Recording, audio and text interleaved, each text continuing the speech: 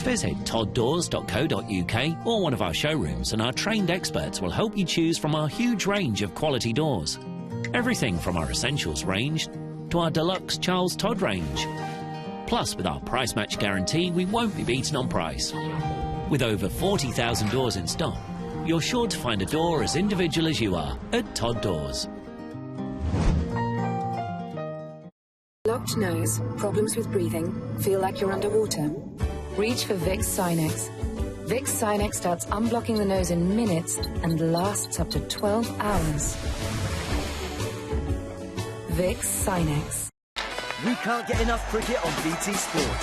Oh, knocked him over! Can Australia find their form against Sri Lanka in the Domain Test Series? Oh, there you go. Tune in to find out as winter cricket continues from Down Under, live on BT Sport.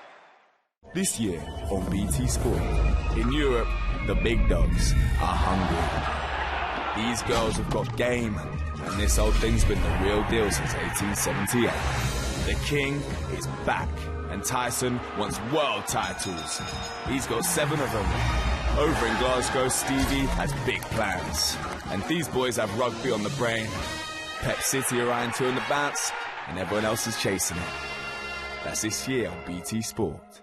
Thanks, guys. That's great. We're going to take a break. Back in 20 minutes. Zoe, I'm on. Here we go. Dan, you in the building? Where are you? Yeah, I'll have a go. Over there.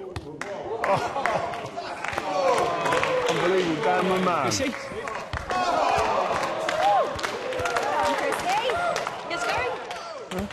Oh, no, it's the shoes.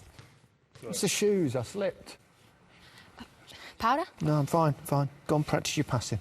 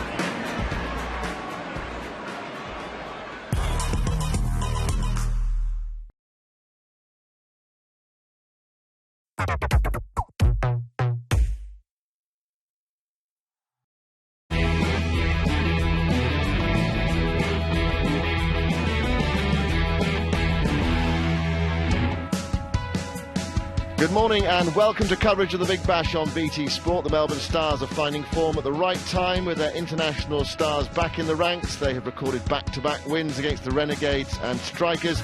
The Brisbane Heat desperately need a win today to avoid being cut adrift at the foot of the table. In the last match, they were soundly beaten by the Sixers. Josh Layla was outstanding though as he took the first 5-wicket haul of this season's Big Bash. Brendan McCullum, 3 half-centuries for the Heat. He's had a curious season. At times he's looked scratchy and out of touch, at others he struck the ball well. Well, we're at the MCG. It features one side strongly in contention for a semi-final place, another whose Big Bash season is in danger of petering out. As for the weather, it's a pleasant evening in Melbourne for a match that's vital to both sides. Here is the table. Hobart Hurricanes have dominated the competition and are clear at the top. After that, it's still all to play for in the battle for a semi-final spot. The Stars are just below the line after 5 wins from 10 matches. The Heat are struggling, 3 wins from 9, but there is time if they can get on a winning run. OK, time to find out who's batting first. Michael Slater was in the middle with the 2 captains, Glenn Maxwell and Chris Lynn. Welcome to the toss and the MCG. It is the Stars at home taking on the Heat. The Heat play extremely well at the MCG. We've got Lenny, Maxi, and we've got Buck Stratford as the match referee. But the most important person out here is Oscar. Great to see you, Oscar. You've got the bat toss responsibility, so let's give it a rip. Here we go. Up it goes. What was the call? Who won it? Blacks. You won it. We'll have a bowl, please. I don't think there's any surprise. Thank you, Oscar, for that. I don't think there's any surprise. 9 out of the last 10, the side chasing has won here. Yeah, and I think just the wicket too, we're not exactly sure. And, yeah, the Stars boys obviously like bowling first as well, so put them under the pressure with the bat early. Must win for you guys. Absolutely, but we've had a little bit of a break now. Boys are fresh and, yeah, no excuses tonight. We're ready to go. Plenty of games to go, but you haven't lost here for a long time either. Yeah, we've got a good record here, but in saying that, the last couple of games haven't been too kind to us. So, as I said, we're going to turn up and throw the first punch. Good on you, Lenny. Play well. Maxi, I've been talking before now. You like this captaincy. It's a good record you've got so far. Yeah, it's going okay. Obviously, we've still got a few games to go until finals. 4 big games coming up for us, and 2 of them against the Heat. So if we can start well against them here, it'd be great. And you're finding form at the right time, it seems. Yeah, we're starting to peak at the right time. We obviously didn't get off to a great start in the tournament, but we find we're starting to get better and better with each game. All right, mate. Well, we're setting the pace tonight. Look forward to seeing you playing well. It was the Heat that won the toss, and they're going to bowl first. Well, let's have a look at the teams then. No need to change things for the Stars. It's the same side that beat the Adelaide Strikers on Wednesday. There's plenty of power in that batting line-up with the likes of Stoinis, Hanscom and Maxwell. The Heat bring back Matt Renshaw. He was on Test match duty, although he wasn't in Australia's starting line-up for the first Test against Sri Lanka. He replaces Jack Prestwich, whose 3 overs went for 35 last Sunday. He was also out for 0. Well, the Stars struggled while their main players were away with the Australian one-day squad for the series against India, but they've looked a different proposition with them back, although on Wednesday it was opener Ben Dunk who was their leading scorer against the Strikers in a comfortable win. He shared a century partnership with Marcus Stoinis.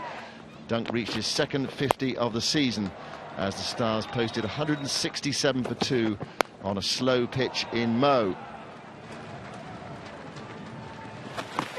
Well, for the Heat, it's been a disappointing season. Josh Layla's performance against the Sixers last Sunday was their only consolation in a 79-run defeat. Layla took 5 for 26, the best bowling figures in the Big Bash this season. The first bowler, in fact, to take 5 wickets this season. He accounted for the top 2 and came back for 3 late wickets while the slog was on.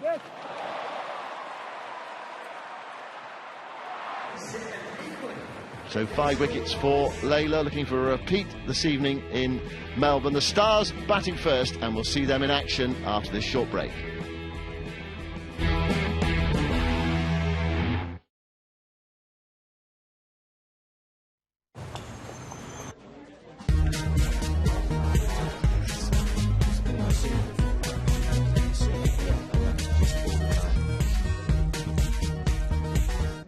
Mummy!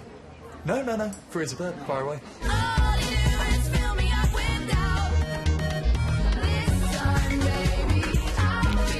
find your perfect match. Approved used A-Class from £179 per month. In a way, it's all a matter of time. You're not alone. I'll wait till the end of time.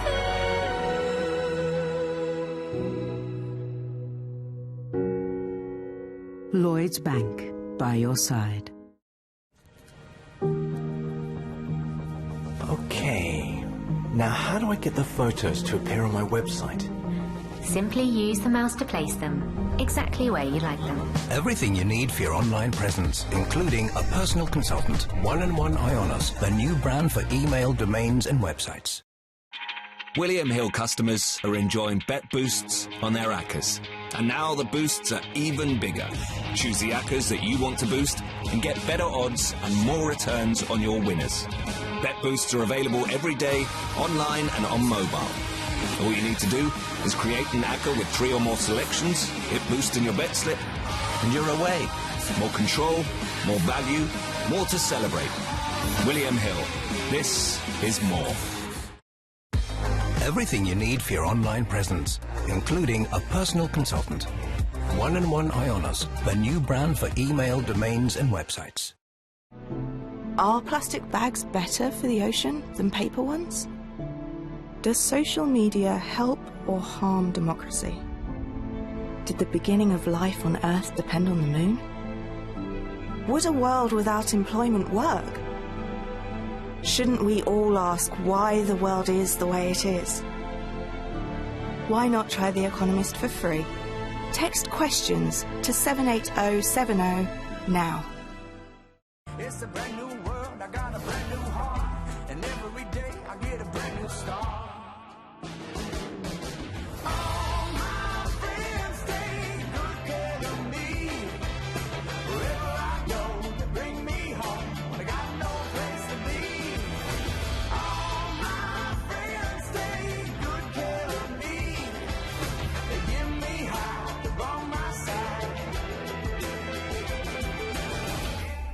Thanks, guys. That's great. We're going to take a break. Back in 20 minutes. Zoe, I'm on. Here we go. Dan, you in the building? Where are you? Yeah, I'll have a go. Over there. Oh. Unbelievable. Dan, my man. You see?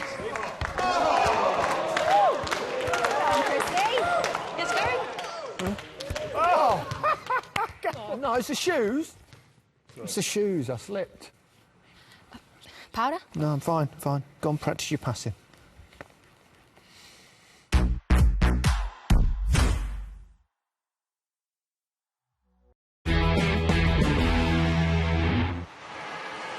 Welcome back. The Melbourne Stars batting on their home ground at the MCG, put in by the Heat. Dunk and Stoinis to open the batting for the Stars, who've had a curious season, really. They started poorly, a couple of defeats, then 3 wins, and then 3 defeats, and then 2 wins just in time. They're in contention in 5th place.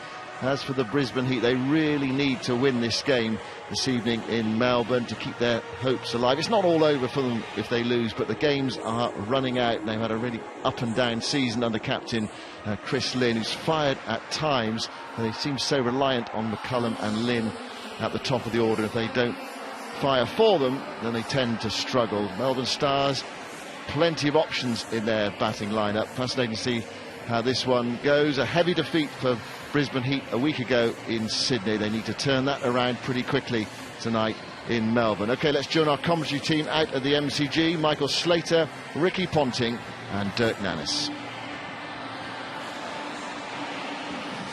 It's the only cricket you can play this time of year, isn't it? Exactly. There's nothing else you can play. So, as a batsman, all-rounder like Marcus Stoinis is, all he can do is make runs when a short turn to bat and take wickets, and he's done that. He's done both of those, in fact. His record in the last 4 matches is quite remarkable. 235 runs in his last 4 innings, and he's taken 10 wickets in 15 overs well for 94. So, good touch. And Matt Renshaw is going to bowl the first over, interestingly enough.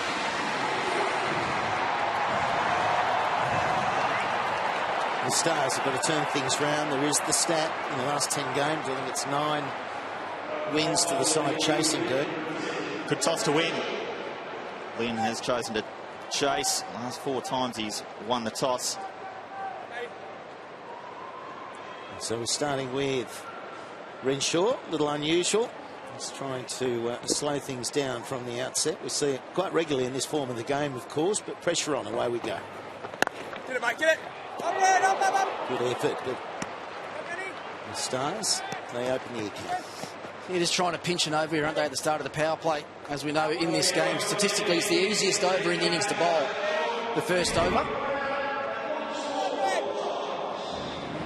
Good to see Ben Dunk in form. He's got an unusual stat against spin. And I just wonder whether that isn't a reason why you've got someone like Renshaw on.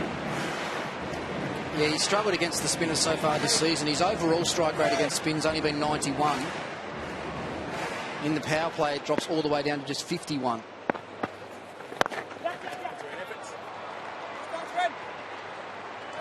Gee, it helps though when you've got openers who have got something going, good relationship, an understanding, both in good form. I think that regularity in form comes from giving himself a bit of a chance as well from a technical point of view. I think Dunk will be taking a lot of confidence out of the previous game out in Maui, where he batted through the innings.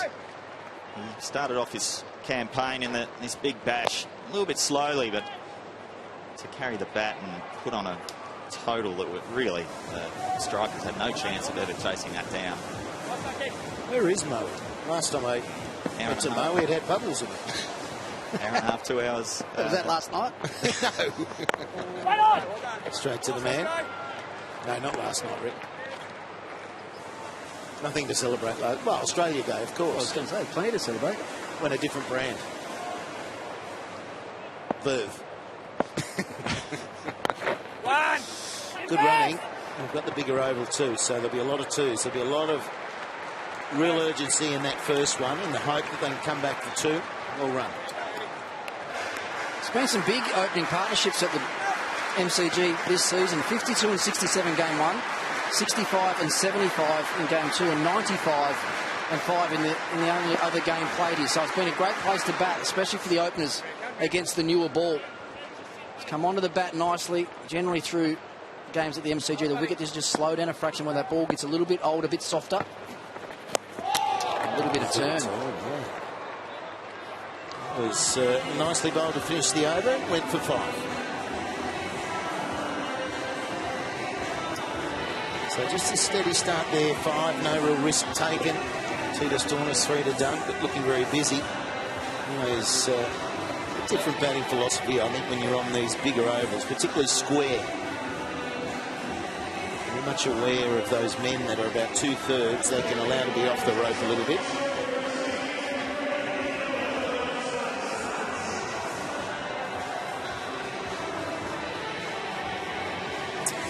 Deep into the BBL for 08, and the families still turn up at the female final yesterday at Tremont Oval. And I know my kids were there and thoroughly enjoyed it. We're barracking for the Sixers, but they went down. Yeah, they did, didn't they? Unfortunately, stumbled at the last hurdle. Here we are, the Jeep. A bit too good, weren't they, Brisbane Heat on the day? Yeah, they did. They played very well. The Jeep. So we've got spin at both ends. New pitch being used. You're out there having a look at it beforehand, Rick.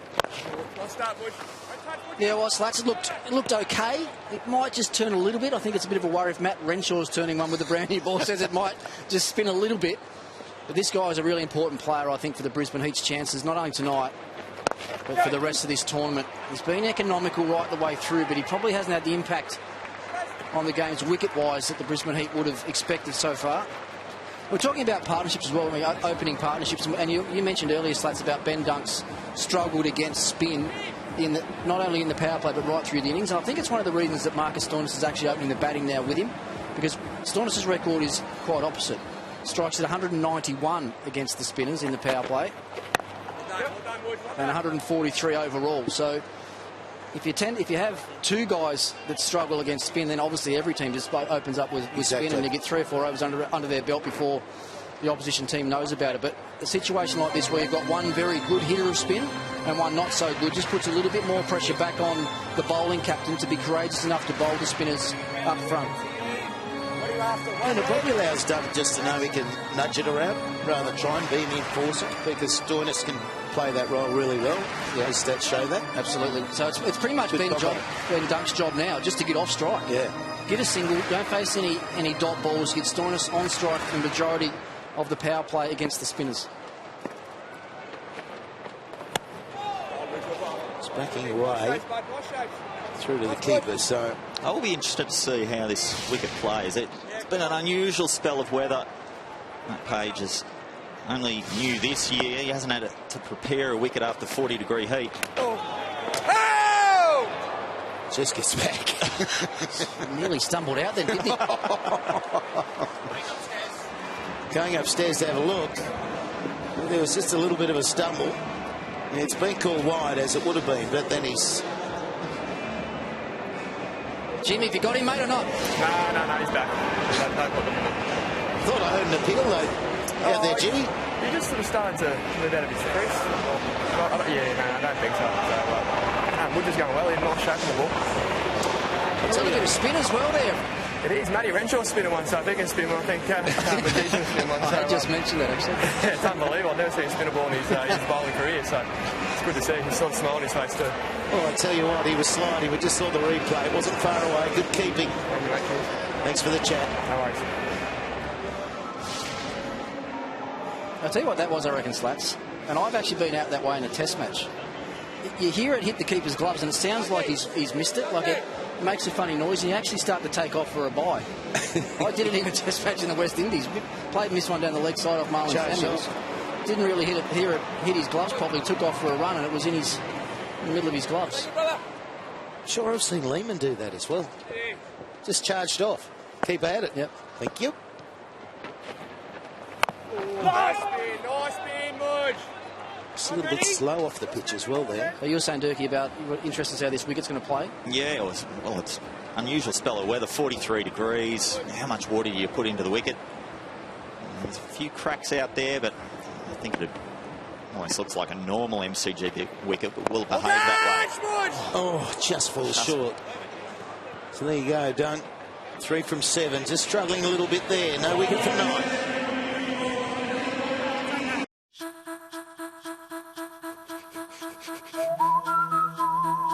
It's never nice missing out. But millions are doing just that by having a current account that doesn't pay them any interest on their hard-earned money. TSB is here to help. They offer interest to all their Plus account customers for no monthly fee. So if you're one of the millions who are missing out, talk to TSB. Just have a look at that final ball from the G. High on the bat. I can't believe it didn't actually get there. It's probably because it hit high on the stickers.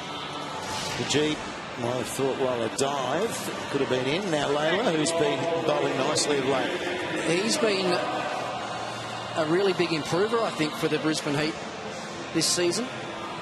Not sure he's added much to his skills, to be honest, but his execution has been a lot better. I think he's thinking about his cricket a lot clearer now with a bit more experience. Bowls a good Yorker, bowls a good bounce, he's got good changes of pace. And what he's done for them this tournament as well, boys, he's actually taken 5 wickets in the power play. The leading wicket taker for the Brisbane Heat in the power play. So starting with no third man, a deep square leg and a deep point. Having played with him, he is someone who thinks almost too much about his game. He sometimes overanalyses what he does, but he has been effective this year. He's got a lot of skills, a little bit quicker than you think. A couple of slower balls, can swing the ball back in. Really effective T20 bowler. So no third man or fine leg. Yep. It goes straight to 45. Yeah, it's interesting you say that overanalyses. Is that, do you think, with the modern technology, Dirk, with the replays, the computer-driven style? I mean, not really. He's someone who walks off the ground, and when you get into the rooms, you hear him Starting to talk about the third ball of the second over that he bowled and how he made a tactical blunder. Well, that's an hour ago. Don't worry about it. Yeah. There he goes. He does get hold of it. And it'll be the boundary, the first one we've seen this evening, coming from that man in form. Yeah, Marcus Stoinis, he's strong when he picks it up like that. It was a long half volley on that occasion from Layla. Just missed his length slightly. Just full enough. Stoinis frees his arms and hands. Didn't quite get it either. Got it low on the bat. A little bit towards the outside edge, but it was one of those slow balls you're talking about, Durkee, actually. And again, slow ball again. Comedy of errors early. Oh, they're coming back for 3. No, staying 2. Good work. Little chuckle under your breath. Did he actually knock that on? Did he? It looks like drag it back and actually knock it further away or not? The greatest piece of... Or do you have an air swing? It's got a little finger on it.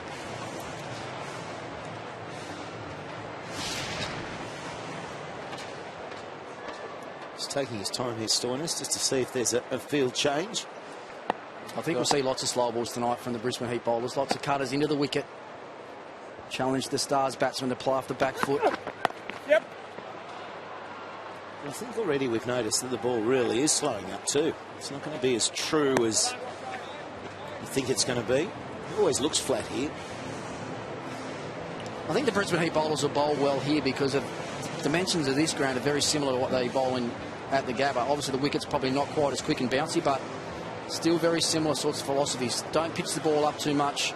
Dig the ball in, use some cross-seam deliveries, use some changes of pace, and just try and utilise how big these square boundaries are. That's the key. A similar field for Dunk. Deep backward square leg and deep point. So fine leg and third man both inside. Good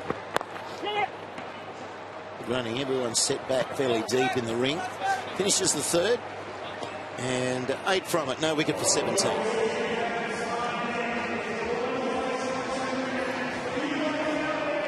Most productive over there, 8 from the bat. And we're talking a lot about how Dunk's going to take on the spin bowling. He'll be a lot more comfortable against the quicks. It's been the form line right the way through, but Stoinis comfortable against all types of bowling. And the fact that he's taking wickets, he's scoring runs, his confidence is sky high.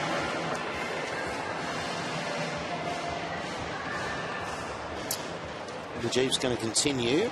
And it will be to Dunk as well. Dunk's wagon wheel from the previous game out in Maui when he batted through the innings. Batted exceptionally well. So too did Stoinis, hitting all around the ground. He played with freedom. Played aggressively on a wicket that was quite challenging. Good result for Dunk. Get up the other end. Stoinis now. Mind you, Mujeeb is one of those who's going to be a trickster to anyone facing him. It's at this stage of a BBL that you're starting to get used to some of these spinners. At the outset, they've got a real potency, but you start to see how other batsmen have been successful against them. Yeah, and these two actually played in the same IPL team last year, Marcus Stoinis and Mujeeb. It's a little collision between McCullum and Doggett out there. We'll shake hands, a little make-up from the young bloke that just wanted to get in amongst the play and just hip and shouldered his older teammate out of the way. Yeah, so Mujeeb and Stoinis both at the Kings 11 last year. So Stoinis would have faced a lot of him in the nets. You know, all his variations. He's actually started that way tonight. He's looked very comfortable so far. No real risk taken by any of these batsmen yet. How did Mujeeb go in the IPL? Went very well. Yeah, very well. I think the big thing with these type of bowlers, the mystery type finger spin, you know, little flickers of the ball, they actually need responsive wickets. So they need those Indian type surfaces just to get enough spin both ways to just sow enough seeds of doubt in the batsman's mind. And he probably hasn't got that so far this season here in Australia, Mujeeb. Certainly at the Gabba, hasn't spun up there much at all. Yes, another ride. It's funny though, even though when there's not a lot of turn on offer, they earn such respect, don't they? That batsmen always have some sort of respect.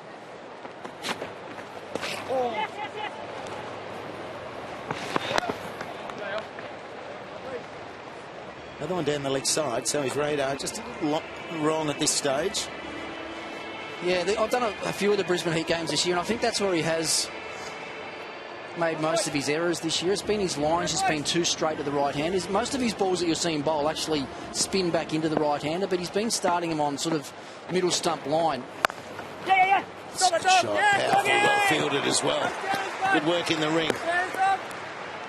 You know what it's like, Slats, when you've got someone that's spinning the ball back in, you don't want to be looking to hit through the covers, do you? No. You're always scared about one coming back through the gate, and I don't think he's just done that enough. I think he needs to bowl more outside off stump and challenge the right-handed batsman to try and push him through the offside field.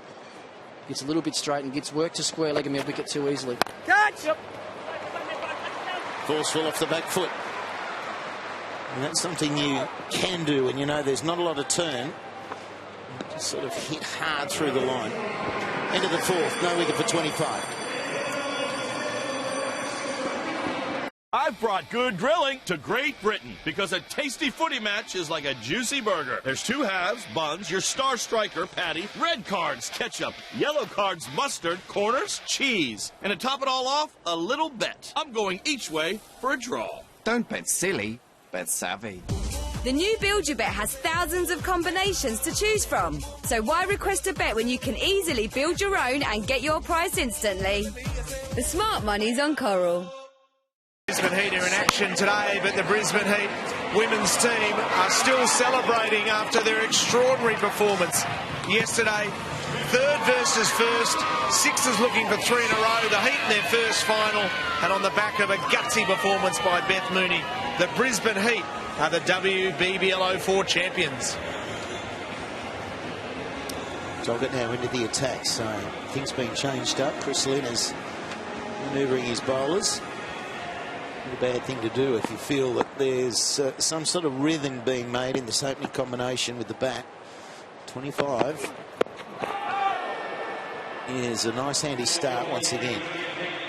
I think the challenge here for the Brisbane Heat is that they're the economy-wise the worst of the sides in terms of the back five in their innings. So if there's a lot of Stars players, Stars batsmen still in the shed, I think they're going to stare down a pretty big total. They really want to try and make some inroads early on. They haven't done that so far.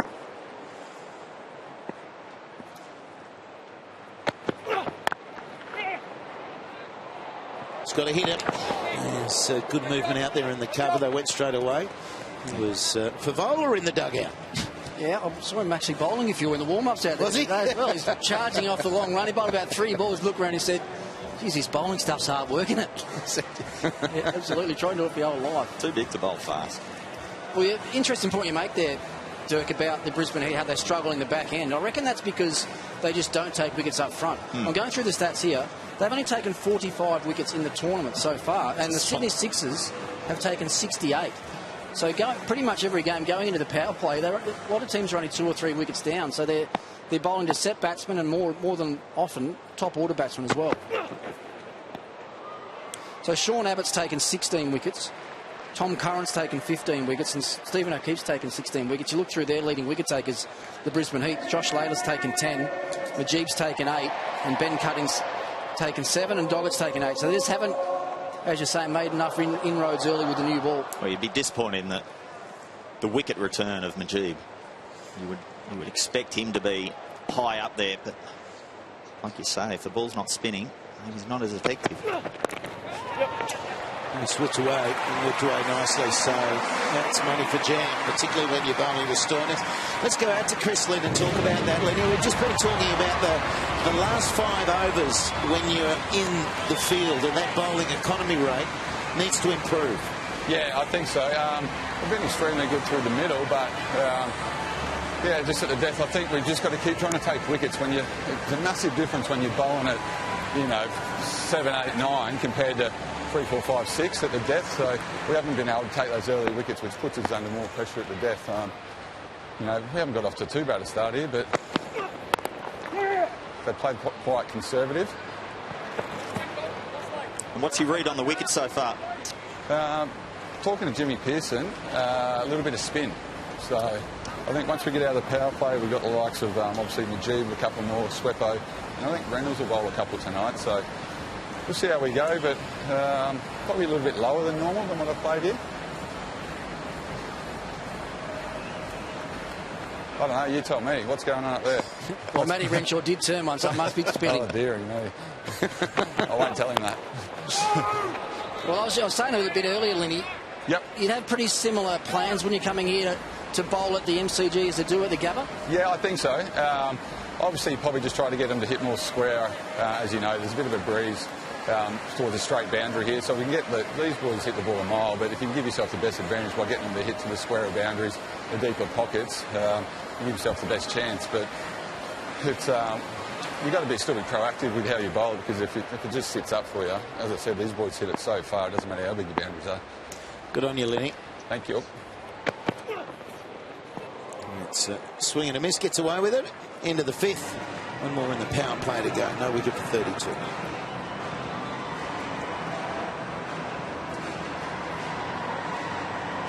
We are seeing this pitch playing pretty slow. We're going to see a lot of slower balls, I would imagine, over the course of the evening.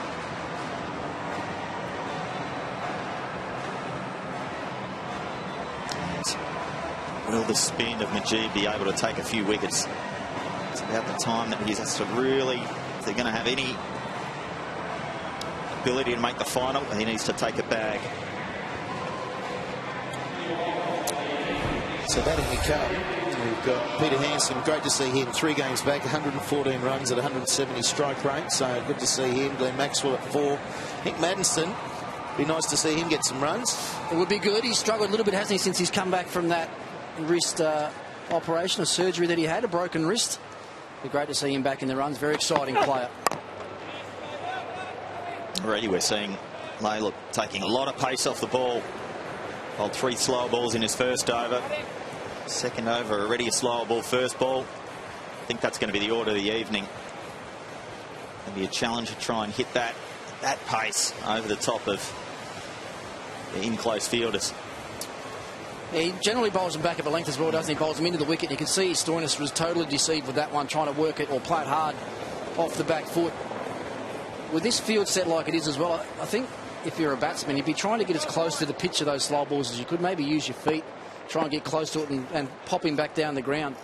It's going to be harder and harder to hit those slow balls off the back foot, I reckon.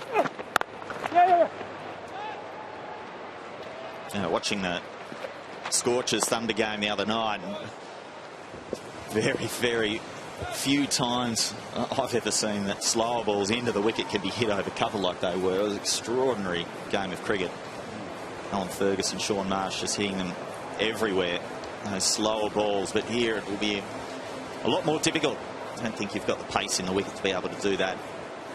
Josh Layla, he's good at being able to bowl his slower ball into the wicket and jag it in both directions. Rolls his fingers both ways. Yeah, Ferguson, didn't he play well? Wow.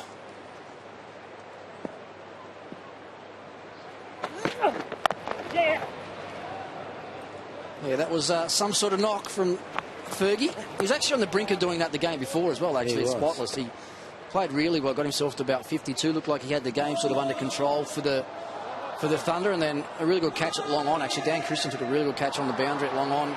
Ferguson went, and then they just lost all momentum, the Sydney Thunder, chasing that Renegades total. So none for...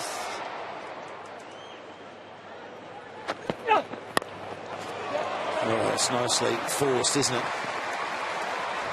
Stands so still. Oh, it's a good attempt on the fence, but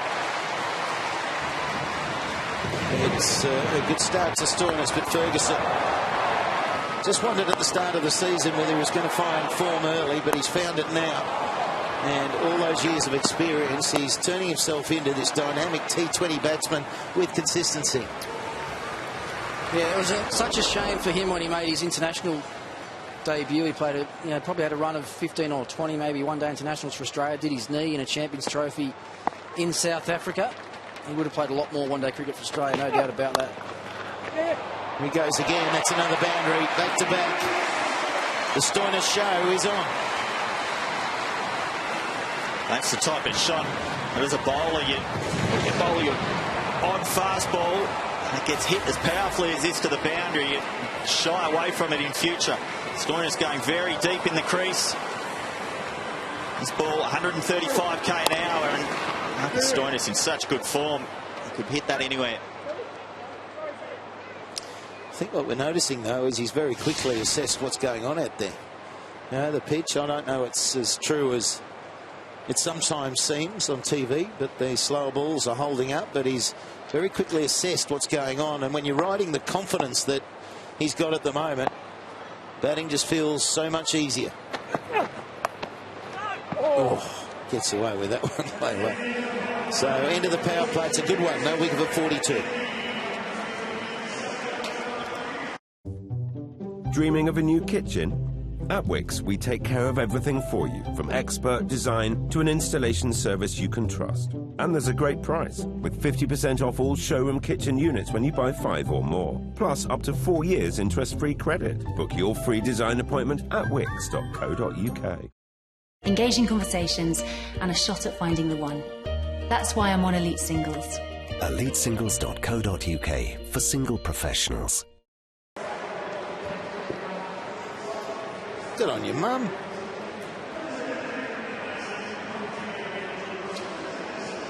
Oh, she's knocked the pies back as well. I would have grabbed a couple of those, I reckon, Slats. Well, I saw you. The party pies out the back. Yeah.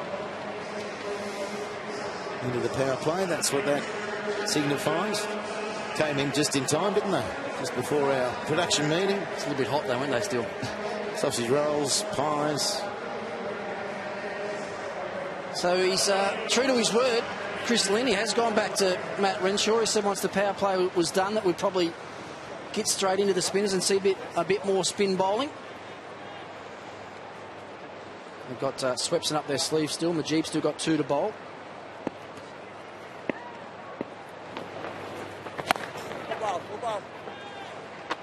It's just Dunk at the moment, struggling to get going, but I'm sure he'll be feeling too much pressure.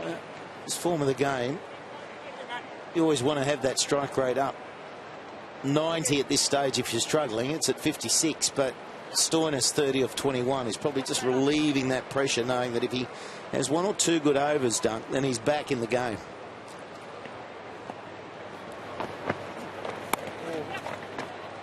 Good running. Yeah, I still think Slats, though, he needs to show a bit more intent. I think Ben Duncan needs to put a bit more pressure back on someone like Matt Renshaw especially. If you get a boundary early in the over against the part-timer, then you can turn those overs into really big overs. So far, Dunk hasn't looked to take any risks. There he goes. Hard shot down the ground, but still only 1. So he's 10 off 17 now. He's faced 8 dot balls already. So the thing that happens here, if Dunk's not scoring boundaries, Stoinis thinks he has to hit all the boundaries. And then if your in-form player or your most aggressive player gets out and you have a new batsman in with Dunk who's struggling, the game really closes down quickly.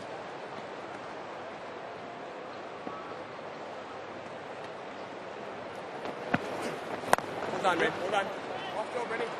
You do tend to find that when you've got someone like it with the strike rate of what Dunk's doing at the moment in with a new batsman, you do find that you go through those periods of 3 or 4 overs where somebody's trying to scratch around and lift the rate. So often you find just large chunks of the game just drift on. So it's important he relieves the pressure. There he goes, trying to relieve it. And he does. Nice strike. That shot. Believers took a little bit of courage. He went the right way, he went straight down the ground. But that took a little bit of courage right there. That's when he's at his best, Ben Dunk, when he's hitting the ball well and strong down the ground. I must admit, off the bat, I thought that was a little bit high on the bat. He turned his back straight away. He knew it was 6. Good strike. Relieves a bit of the pressure that was building up on him and his team.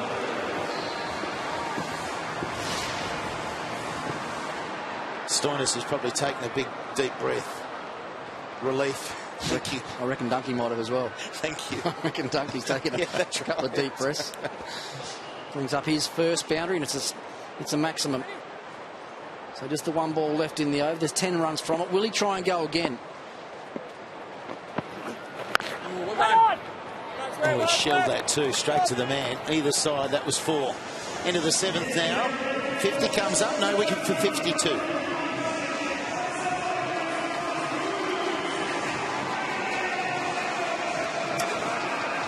done slower-ish start.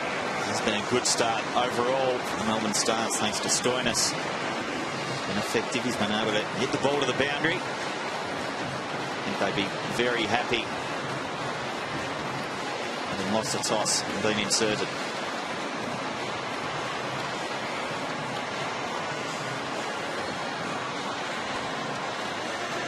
Well, we're getting back to well, into the deep end of this BBL, 9:15 p.m.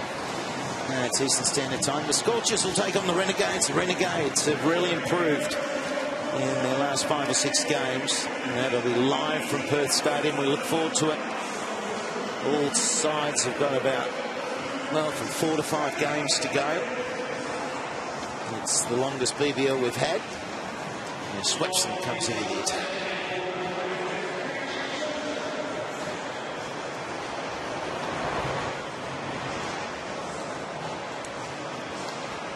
It's been quite expensive in those last 5 overs. We were talking about that up here with Chris Lynn, but when used in those last 5, he goes for about 12 runs an over. So good time to bowling now. Try and get that wicket. Not going to get it with a full toss.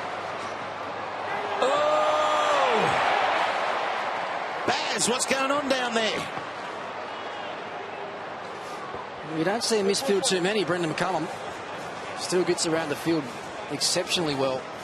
With great hands in the outfield as well. He's just slid through him. Got there at pace. Did he get it in time or not? Oh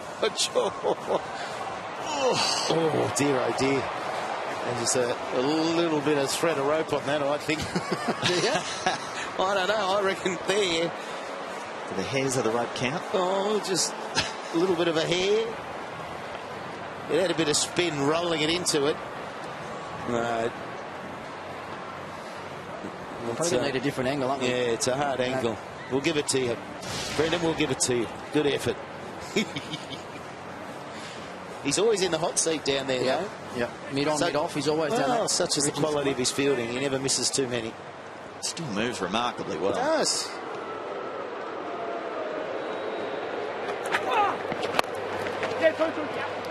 Straight away called 2. Such as the length of the boundary. You always come back on that throw. Yeah, ask him now what he has to do to keep going. And he says, well, and as we all know, as you get older, you get a bit smarter with your training, but it's mainly just his lower back. If you watch him doing his warm-up, he peels off before he gets with the team, and he's just doing the side-to-side rotation, just getting his back going more than anything. Yeah. Nice, that's nicely bowled on that occasion. Big change of pace. The ball before was 90 kilometres an hour. That one's dropped right down to 74. Just trying to tempt Marcus Stoinis out of his crease. Prefers a bit like Shane Watson. The drag to the leg side. It's a maximum. It's well struck. Tossed up again from Swepson. Just got 2-4. And it's one of those step hit type legs that we keep talking about.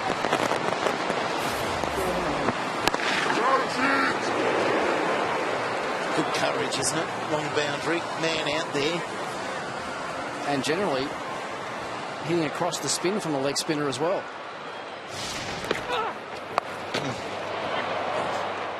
He's picked out the man in the deep. It'll just be a single. But again, while it's against everything, there was such stillness. He waited till the last minute, and then it's just bang, crunch through the line. Is it fair to say that he is right now realising his potential?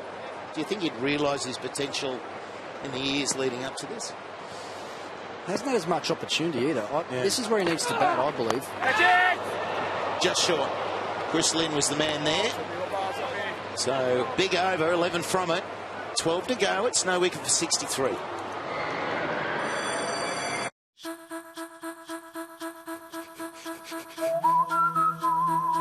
It's never nice missing out. But millions are doing just that by having a current account that doesn't pay them any interest on their hard-earned money.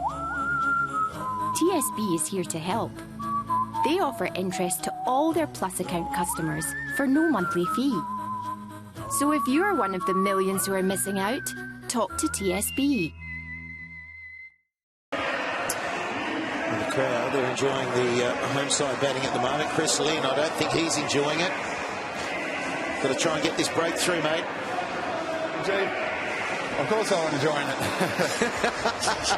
Yeah, look, I'd love a breakthrough, but they're giving us little half chances, but yeah, they're building a platform nicely with these two at the crease. As I said, they hit the ball a long way, so... He's the man, and the skipper, we were just talking to him. He's made the change that has got the breakthrough. It was a slow ball from Ben Cutting. Stoinis just got the length wrong. He played back and looks like it just skidded off the surface. Trapped him absolutely plumb in front. It's 111 kilometres an hour from Cutting. Should have been going forward to that one, Marcus Stoinis. So the experienced Brisbane Heat all-rounder, Ben Cutting's the man. Stoinis on his way for a well-made 43. Stars 1 for 63. William Hill customers are enjoying bet boosts on their ACCAs. And now the boosts are even bigger.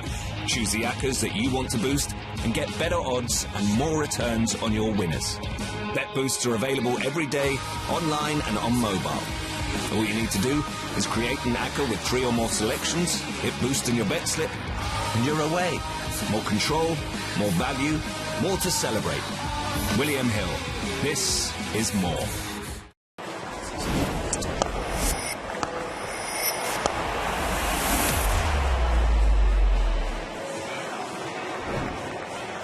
Well, he's not a bad number 3, Peter Hanscom. And he's enjoying the freedom of BBL. And Lenny, finally the breakthrough. Good bowling change. It's, yeah, look, did I keep it a little bit low? We said that pre-game, that the game before, I know it was a club game or whatever it was, it did keep quite low, so it's something to keep in mind. Yeah. Obviously desperately needed that breakthrough, but Petey Handsom's a quality player and he's going to move around the crease here too, so it'll be interesting to see. Catch it. Oh, not too far away. Lenny, I want to ask you, the length of this BBL at this stage, to keep the fire in the belly and, you know, as captain, how are you feeling? Yeah, look, personally, what are we at? Game 10 now. I think 14 games is too many. You know, you do get a few breaks in between here and there, but it just drags out. And I know that's my point of view, but I think 14 is a little bit, yeah, as I said, too many. But I think you can, obviously, a bit of a roller coaster. You can go in and out of form so quickly. And yeah, we're down the bottom end, but talking to the players around the other squads, there are some tired boys, I guess. And I don't want to be too soft or anything like that, but that's just the vibe I'm getting. Yeah. All right, mate, I just thought I'd ask, because you are the skipper, and it must be hard when you're not on a winning way, so tonight can change it. Obviously, the season goes a bit longer when you're not winning as much, but even talking to the Stars boys before the game, they said exactly the same. So it's something that I suppose Cricket Australia will review at the end of the year, and saying that it's an amazing product. And tell you what, how good was that Sixers women's final yesterday? Absolutely brilliant. Catch it, please. Please. All right, mate, we thank you. We'll talk later. Catch it. Oh, nearly a run out, please. No, not to be. We're going down to Richo. Yeah, I'm joined by Marcus Stoinis, and Marcus, beautifully played. Disappointing to get out, but a nice launching pad for the team. Yeah, nice launching pad. But I felt like I was really just about to hit my straps, so I'm a bit frustrated, to be honest. Get deceived a little bit there, by then? Yeah, well bowled by Cutsy. Yeah, good bowling. Okay. How do you see the pitch playing? I think the way he started there with slower balls this over is probably the way to go. If we can get 170, I think that's a very, very good score. High 150s, I think you're sweet. Okay, we love you at the Big Bash. When do we lose you? When do you go and join the team? Join the team in Canberra on Tuesday. Okay. And yeah, game starts Friday, I think, so we'll see what happens. Only miss one game, though? If I play the Test match, I'll miss one Big Bash game in Perth. Well, it'll be great to see you with the baggy green, but well played tonight, and look forward to seeing you with the ball. Thank you. Cheers, mate. Oh, well, if playing, we hope he plays. Only misses one game. Well, that's great news for the Stars, because they're on a little bit of a roll, aren't they? Since they've got their star players, if you like, back, Maxwell, Hanscom, Zampa and Stoinis, they looked a completely different team, as you would expect. This guy's been good as well.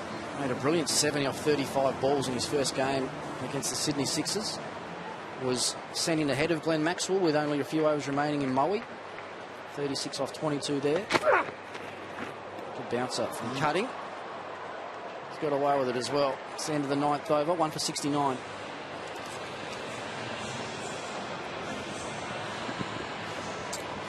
Always nice to make that bowling change, and Cutting was the man. Taking the wicket, another one, and he's just to improve in those death overs when he comes in for the final 5. Just to keep that economy rate down to under 10. It's a very handy cricketer. Nice Stoinis just hasn't quite found consistent form.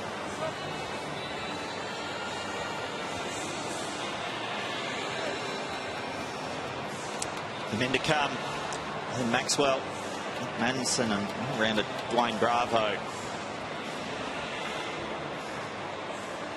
The Heat do need to keep taking wickets.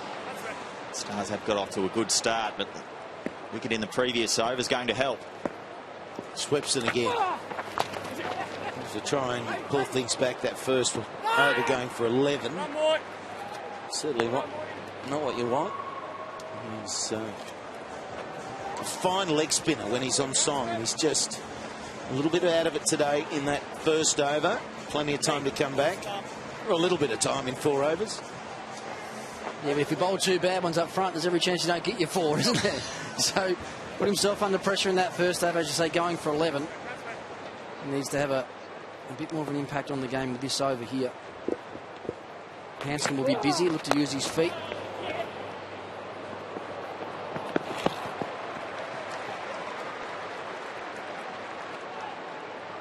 I heard Stoinis just then saying he thought a 170 score would be probably well and truly enough. He said like a high 150 sort of score would be competitive. The average in the last 10 games batting first here at the MCG has been 153. Average winning score has been 171. So those exact numbers that Stoinis is talking about is what the record actually suggests here. That's hit hard through the covers. Call 2 straight away. Pretty easily. Just go out to Jimmy Pearson. Jimmy, spin the order, do you think? So we're certainly talking a lot about the slow balls. We do in this form of the game, but there's a lot going to be on offer tonight. Yeah, look, I think with the quicks we've seen there with Stoinis, we can just sort of sliding through, not bouncing as much as we might think. So.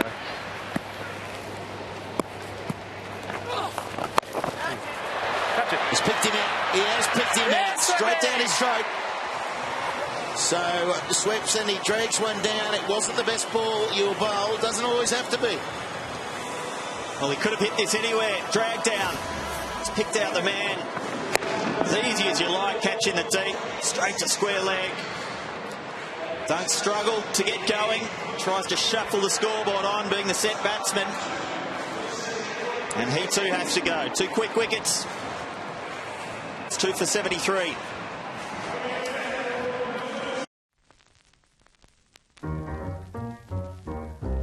Happy talk, keep talking happy talk. Talk about things you'd like to do. You gotta have a dream. If you don't have a dream, how you gonna have a dream come true? Kuoni. Travel worth talking about. Atol protected.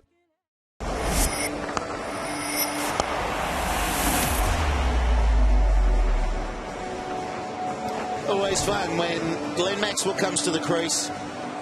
He's one of those players that you make sure if you're in the kitchen doing something or anywhere else in the house, you go and sit in front of the TV, because Maxi is that X Factor player, and you don't want to miss it if he's on.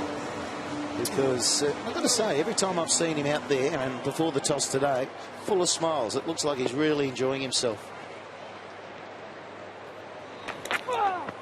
Yep, good start, mate. Lovely start. We were talking earlier, Rick, about the pressure that comes on one player in the side when he's not managing to strike. Dunk finding himself all of a sudden after the wicket of Stoinis having to try and be the man who ups the tempo. Do you think that's the sort of the reason that he's tried to force that issue there? Yeah, it was a bad ball, wasn't it? Well, I think his eyes just lit up straight away as soon as he saw that drag down. Well done.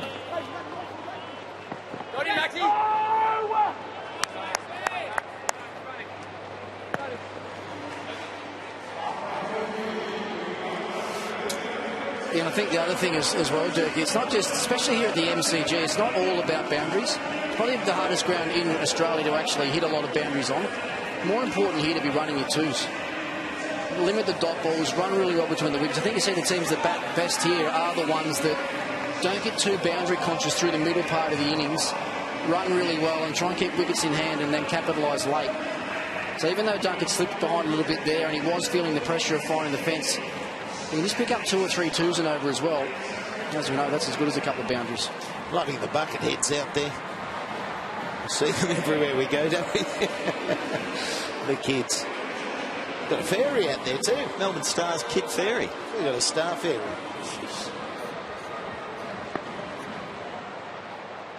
Doggett again, 1 over.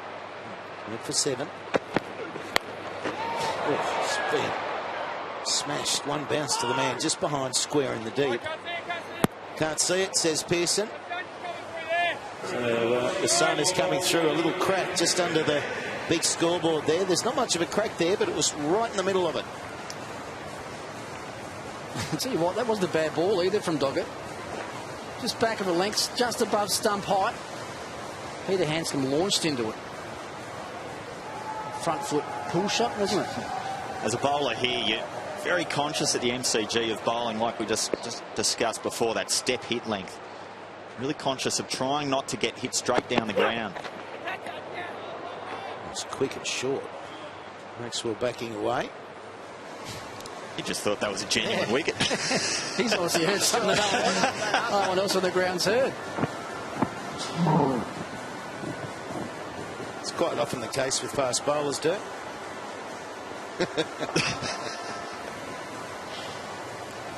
My challenge was always, a lot of the time was spending picking myself off the ground after I'd bowled the ball, so sometimes I actually missed the wicket. Over the top. And it had a bit of backspin. Jimmy, there was a little noise from somewhere, that short one. Was there? I don't know. Well, I don't know. Someone thought there was. Yeah, Brendan, he's gone up there. Look, no, nothing at my end here. It's a bit noisy this ground, so hope you didn't nick it, Diggs. Well, Maxley wasn't happy it wasn't called over the head wide, but yeah, is there a plan to bowl short to him? Yeah, there is. I think Max is a very strong player, but early tends to set the wicket in the short ball, so. Oh, catch it. Oh, and that's why. And that is why it has worked an absolute treat. Bowl short to Maxwell. He's gone early. Yeah, I think he knows it's coming as well, Glenn Maxwell. We saw him move around the crease in a couple of different ways there. The first one that Doggett appealed for, he gave himself room outside the leg stump. He did exactly the same the last ball that he pulled just over mid-wicket's head, and this time he decided to go the other way. Back and across outside his off stump. Got inside the line of it and just tried to help it on its way. And unfortunately for him, he's picked out Majid, the man at fine leg. That's a huge breakthrough for Doggett and the Brisbane Heat. Maxwell on his way. They're 3 for 78.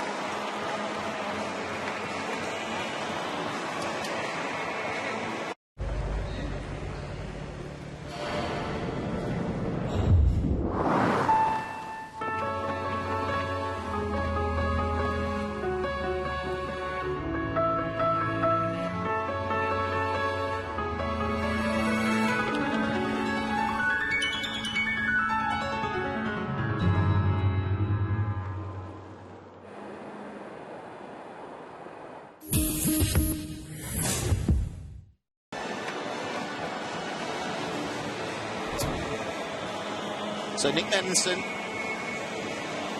32 runs. That's what stands out. 71, highest of 19. That 71's the strike rate, but 32 runs. If there was ever a day you needed some. Is at the moment the Heat are on a roll. Took a long time to call. One of the few good rules in cricket. As from a bowling perspective, at least you know where the wide is. If it's ever down leg side, it's a wide. As frustrating as it can be when you see the ball just ducking up just over the... You feel like it's gone just over leg stump. Yeah. Well, you're just talking, Slats, about a plan to bowl short balls to Glenn Maxwell. I think we're going to see exactly the same plan now. He copped that nasty one on the wrist in the Shield season and has been bounced a lot since he's come back in the Big Bash as well. Had set a leg side field there. Just didn't quite get it short enough. Here's that awkward sort of square leg, almost 15 yards off the bat. Very unusual position for Maddinson. Brendan McCullum coming right in to that position. You rarely see that in T20 cricket. I thought it was good bowling to get Glenn Maxwell out, bowling to your field. Actually, the ball that got the dismissal wasn't necessarily the best ball that he'd bowled, but it was what came before that really set him up. Yes. In a good position there, Hanscom. So a lot of responsibility on Hanscom now.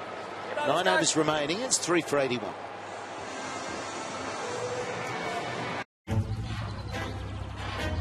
At Green Flag, we think the AA are great. After all, they've won bucketfuls of awards. They'll give you unlimited call-outs whenever you get in a pickle. Pickle. And they cover the whole of the UK. Very good indeed. So why is that so great? Because Green Flag do all of this too. And we'll halve your AA renewal quote. Green Flag, common sense to the rescue. So wicket. So it went 1 for 63, 2 for 73, 3 for 78. And now Chris Lynn and the boys are just starting to feel like, right, we're back in the tussle. Another one now. Get another one now. And it changes even more for the Heat. Close. Not close enough. Well, he's a good player of spin, Peter Hanscom. Uses his feet well. Does like sweeping them as well.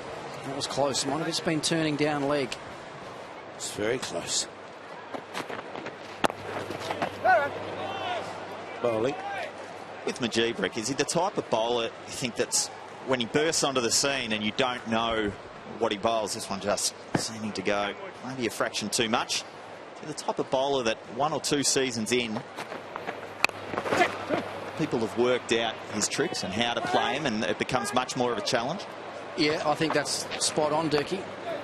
He's not a big spinner of the ball. I mean, and if you look at his variations, he bowls a normal wrong-un, which spins into a right-hander, and then he bowls like an off-spinner, which spins into a right-hander as well. He actually finds it quite difficult to turn the ball enough away from the right-hander's outside edge. So I think that's what you'll probably see batsmen start to do more. Feel confident to use their feet to him, get down the wicket, knowing that he's probably not going to spin it past your outside edge.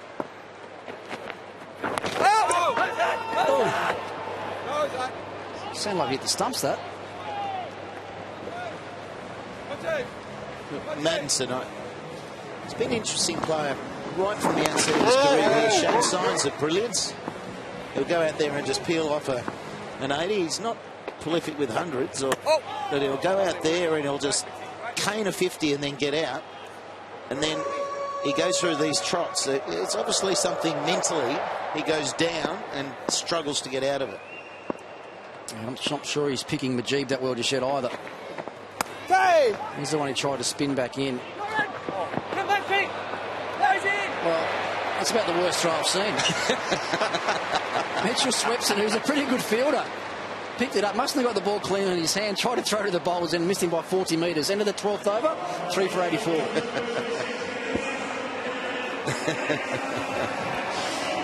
Occasionally it happens. Remember throwing it over the keeper's head one day when nothing was on. Absolutely nothing on. Straight over Heels' head. Yeah, we'll come back for 2. AB threw his cap on the ground and jumped on it and gave me the death stare.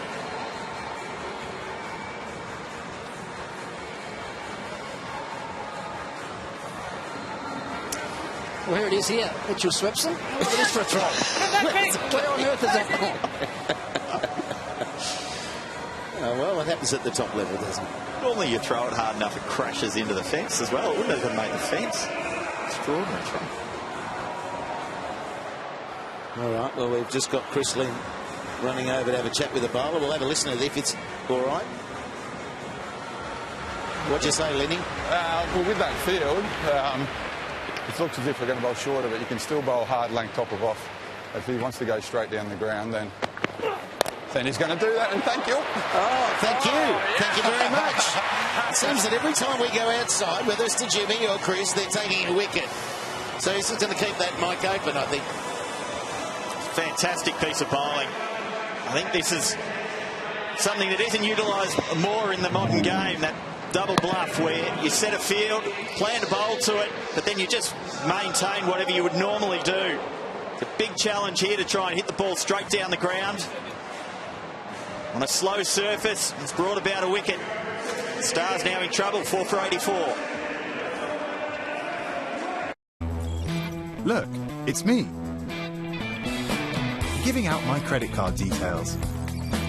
Sharing my passwords with strangers. Being hackers' best friend. Your sensitive online data is just as open to snoopers on public Wi-Fi. Connect to NordVPN. Help protect your privacy and enjoy advanced internet security. Download NordVPN now. 30-day money-back guarantee. Yeah, great piece of bowling, Durkee, as you said.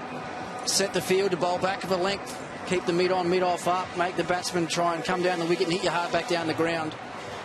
He's got it high on the bat. Comfortably taking it mid off. Been good tonight, Doggett. It's his second wicket now into his third over. 2 for 13. Dwayne Bravo, the new man at the crease. We'll go outside. We've got both Jimmy and Chris open. Yes, dog. Nice dog. Good window. Jimmy Pearson, how often do you go to the skipper and just say, mate, this is the tactic we need right now? Brisbane boss Lenny, he runs the show most of the time, so most of us are just listening to what he says. But we're going okay here. But I'll tell you what, every time he blokes across to us, we get a wicket. So we'll just saying that. We'll stay on a little bit longer then. Jimmy, I was talking to you pre-game, and you said you felt that you should be batting at number 3. Have you had a chat to Lenny about that? You're kidding, eh? It was tough from up in that commentary box, isn't it? Oh, yeah. Speed, dog. Speed. Well, Lenny, things have turned around, but he just suggested you're not too approachable as a captain. He's rooming with Baz at the moment. I think he's pretty quiet. We actually had dinner last night together, so... no, look, we go to the gym all the time. Obviously, being behind the stumps, he gave the early call that it was spinning. And as you mentioned, Renshaw spun one, so... I rely on him heavily, and... You'd be mad as a captain if you don't go to all your players and try and get their input. That's nice of you to say, Chris. Thanks. Might wrap you up next time. It's your shout too. He's not one of these non-shouters, is he? No, he's pretty good, Jim. Oh, good. He used to be a tight ass, but he's all right now. Just point, go. Bravo, hit it out there. Hard length. Well, this will be interesting as well. I don't think there'll be too many pitched up here for Dwayne Bravo when he first comes to the crease either. Going to keep their mid off in and mid on in. Looks like Bravo's got the aluminium bat out there. Yeah, he's got the one with bat wraps on, I think. I think Buff's been pushing pretty hard on social media. It's the Melbourne Stars bat wrap. Great start, dog. Good play. All right, guys, we thank you very much. First time we've had 2 players. That'll be 4x, carton of 4x too, Jim. Yeah, no worries, mate. If a partnership starts to build, we'll come back out to you. No worries, thank you. Good on you. Just heard Lynn say there, asking Doggett to bowl hard length still to Dwayne Bravo. Set the field as though you're going to keep changing it up, keep bowling a little bit short, but ask your bowler to just hit the top of off. Oh, it's a good edge. No defending that. Madison, big outside edge. He's struggling. He'll take that. Well, it's a good length again, isn't it? There's a length that did him there. I think Madison's just staying back. He's sitting back a little bit, probably expecting a short ball. It's a good length. Thankfully for him, he just got enough bat on it to get it past the keeper and into the third man fence for 4. Seems like they're almost sweating on the short ball, but it's never coming at the moment. They needed that boundary as well. It's the first boundary in 31 deliveries. Well, there's a good length again from Doggett. Closes out the 13th over, 4 for 91.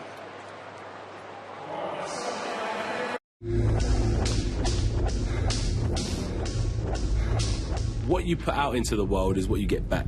If that can inspire, it goes beyond me. It's a legacy.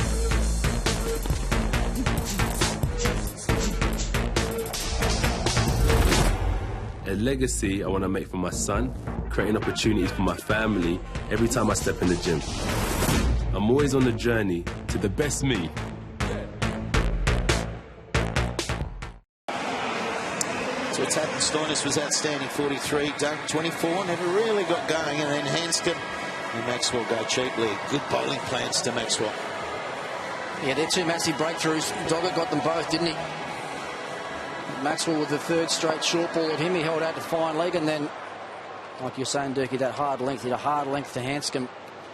He tried to whack him back over his head, held out to mid-off.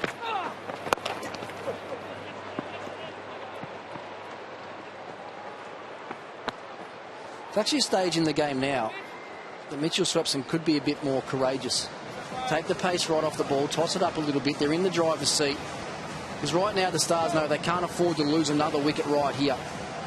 So they'll probably go back in their shell and just try and work it around. So toss it up, Swepson. Try and get Maddinson to leave his crease and do him in the air.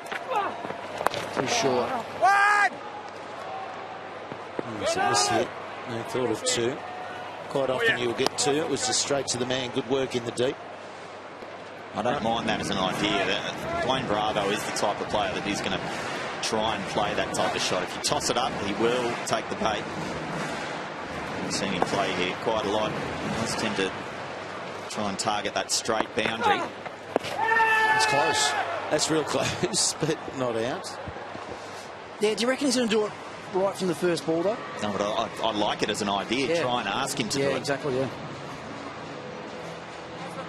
With this amount of time left in the innings, I think he'll just get taking a couple of overs here just to get himself in. He'll want to be there at the death. That's what he loves to do. He'll really lean back on those. You see the head go back. Let's keep looking at this black bat he's using. It reminds me of the old, remember when we grew up, the Teriyama? The white bat? Yes, that's Teriyama. It was. Yeah. Before my time, Slats. What's the Teriyama? It was just like a white. It was purely white. Yeah. You had Polyama and you had Teriyama. Not many people use them. Really well bowled, Mitch. You know why? Because the red cherry was so pronounced that if you're edging them too often, all you saw was the cherries on the edges.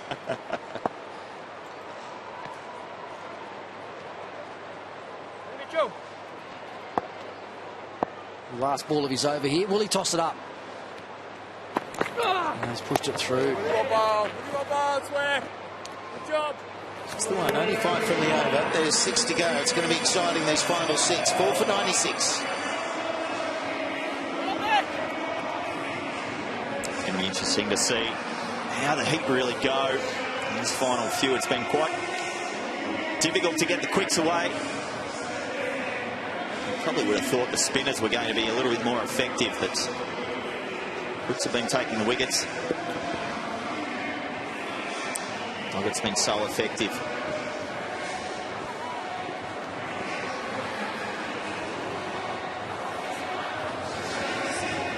The BBL and Nickelodeon are bringing turtly awesome fun to BBL. At selected matches this summer, fans have the chance to win the ultimate family holiday to Nickelodeon Land at SeaWorld on the Gold Coast. Oh, I love SeaWorld. Dolphin show. Seen that, Rick? I have, yep. It's a beauty. Kids up there had a lot of fun. Amazing animals, aren't they? Oh, unbelievable. Dog it again. This will be his final over. Down the leg side. There was a flick of something. Just the pad on the way through. And that's your classic appeal to make sure the umpire doesn't give it a wide. Look at these lengths. It's bowled predominantly on a hard length. Hasn't tried to do too many tricks. He's had the odd slower ball. With this field that he's got set, mid on, mid off up, the value for shots is going to be straight. You're inviting the batsman to try and hit you straight, but because you're bowling short, you're never giving him the opportunity. Really well bowled. These next 2 overs are just crucial for both sides, because you said at the outset, Ricky, that 153 average first innings total, but the average first innings total to win if you bat first is in the 170s. Yep. and they're a long way off getting 170. They are. I reckon they're going to struggle to get to 150 now as well. They're going to need 10 runs and over from now to get to 154. You think most of that would rest on this partnership. Evan Goldberg still to come's not the worst batsman. Good, clean striker of the ball. The Brisbane Heat have averaged going at 10.1 in the last 5 overs. It's going to be a challenge for the Stars to try and do that here because they've lost so many wickets, 4 down. It's going to be tough to be able to maintain that sort of pressure. It's been difficult to hit big shots. Got that catching square leg in play still as well. Oh, that's hooked on its way. Oh, maximum it is. That's a long way back. Just went with the angle there. Got it perfectly on. Leg start just outside. Help on its way. Yeah, he said the angle. He actually changed his angle up, Dog. He went round the wicket to try and get in under the rib cage or under that right armpit of Nick Maddinson. He's just got the line wrong. Too far outside the batsman's body. And he caught up with it nicely. That's a good shot. That's some of the stuff that you talk about. That's what he's capable of, Nick Maddinson. Flashes of brilliance. And straight away, just one ball around the wicket. Doggett changes back to over. Same field in place. You can see Brendan McCullum just hovering around just in front of square leg. About 10 or 12 metres off the bat. Yeah. Everything's interesting at the moment. Just these teams, we know the sides that are running hot. We've had the Hurricanes, we've been pumping them up right the way through. The Sixers have been playing well. Thunder finding consistency. I think the Renegades are the real improvers. But the importance of this match is very much for the Heat, isn't it? If they lose tonight, then you'd say they're out. You can say the Scorchers are out, but the Heat have to win, and the Stars need to keep a roll on.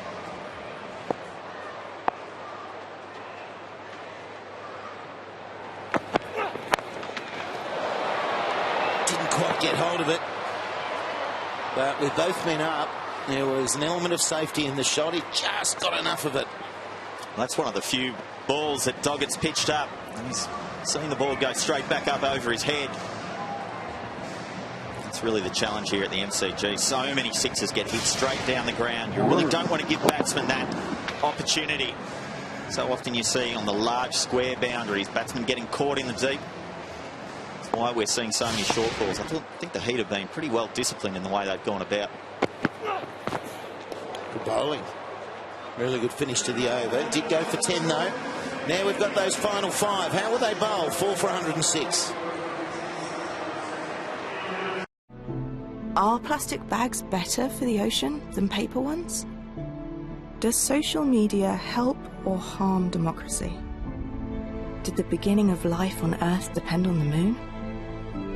Would a world without employment work? Shouldn't we all ask why the world is the way it is? Why not try The Economist for free? Text questions to 78070 now. Oh, Melbourne. Beautiful spot. Ricky has been in Tasmania. He was in Sydney for a number of years, but now he's down in Melbourne and loving it. Catch it! Yep, absolutely loving it, Slats. What do you love about it? Well, if you're a sports fan, you just got something to look forward to every other week, really. You love your tennis on now, the Big Bash is on, and Test Summer just finished. Before that, the Racing Carnival just finished before the Test match just started. So here we go. This is what we've got left for those last 5 overs. Who's going to bowl them? Josh Laley, I think, is going to bowl his 2. Will they go to Swepson? Will they be courageous enough to go to another spinner? Or will they rely on the experience of cutting to bowl maybe one? Go, Mujib! Well, Cutting's been the one that has been very expensive in those last 5. Bowling at the death, he's been given that responsibility a lot. He hasn't taken a lot of wickets, at 4, I think, and he's been going at around 10s.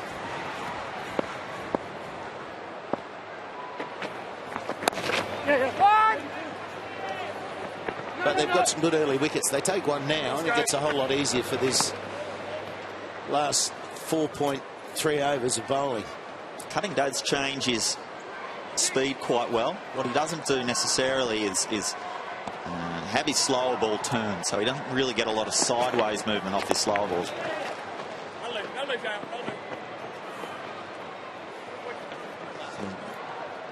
Tend to be able to get lined up. I've seen him many times here at the MCG in particular getting hit back over his head. I think we've been able to see tonight. Catch it! So Maddinson, after the 6, not long ago, he gives himself room and slices it to backward point. Yeah, it'll be one of those balls again that I was talking about, Durkee. Something just spins away from the left-hander. Looked like that general wrong that he bowls. Maddinson just tried to free his arms and slice it over the offside field. Awkwardly taken by Layla in then as well. It dipped down on him quite a bit. Ended up catching about a foot off the ground with his fingers pointed towards the sky. But good bowling from Majib. Maddinson fails again. He's gone for 18. Stars now 5 for 110. The Cotswold Company winter sale is now on with fantastic savings across our handcrafted ranges. This rustic Oakland large sideboard is now just $349. We've taken £50 off our timeless Malmesbury bedside table. This practical farmhouse painted desk is now just $225. And there's £100 off our sturdy Appleby double wardrobe. Don't miss these offers and so much more in the Cotswold Company winter sale. Bulbous out there now. Have to bring his best. 4 overs after this one. And current run rate is 6.95. That would see 139, 152. 10 runs and over from here. This is the best position he'd have probably been in for a long time, bowling at this stage. So much so, there's a slip in play.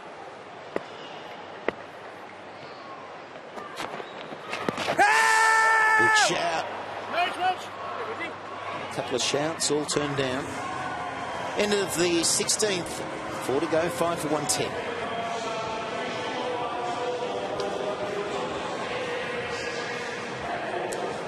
Wonderful 16th over, bowled by Majib. He's been exceptionally difficult to get away. Going for the 18 runs in his 4 overs.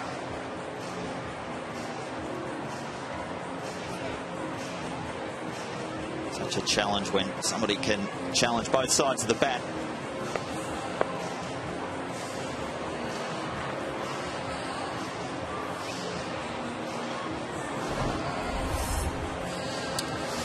Well, there they are, 5 for 110. Marcus Stoinis got them off to a great start. Very good 43. Ben Dunk just couldn't quite accelerate when he needed to. Out for 24. A lot of starts there. No one's really gone on for them so far. It will be Swepson. They're going to go to the leg spinner again. Yeah, coming from the other end as well. Most of the feet there from Bravo. I was able to see the experience of Bravo. How is he going to take these on? He only knows one way, really, towards the death, but it just feels like the wickets that have fallen now place them in a position where he might just wait one more over. Well, the interesting thing there for me is he did use his feet first ball. He was trying to get down the wicket to be positive. I think the fact that Swepson's seen that now, this one will be a bit quicker, I reckon, and try and keep him in his crease. Yeah, pushed in. What I've just seen here with Dwayne Bravo, he's got his own stickers. Not only he's got that bat wrap. Do you ever have your own stickers, Rick? No. Look on the back of his bat there. He's got DJ Bravo written on the back of his bat.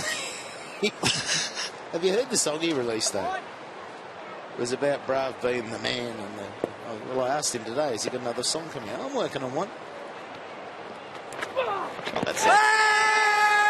Has he got him this time? Yes, he has. The finger goes up. Mrs. Galbus has just got out there, LBW and walking off. Well, he had a nice long look at this, the umpire, before he put the finger up. The leg spinner from Swepson.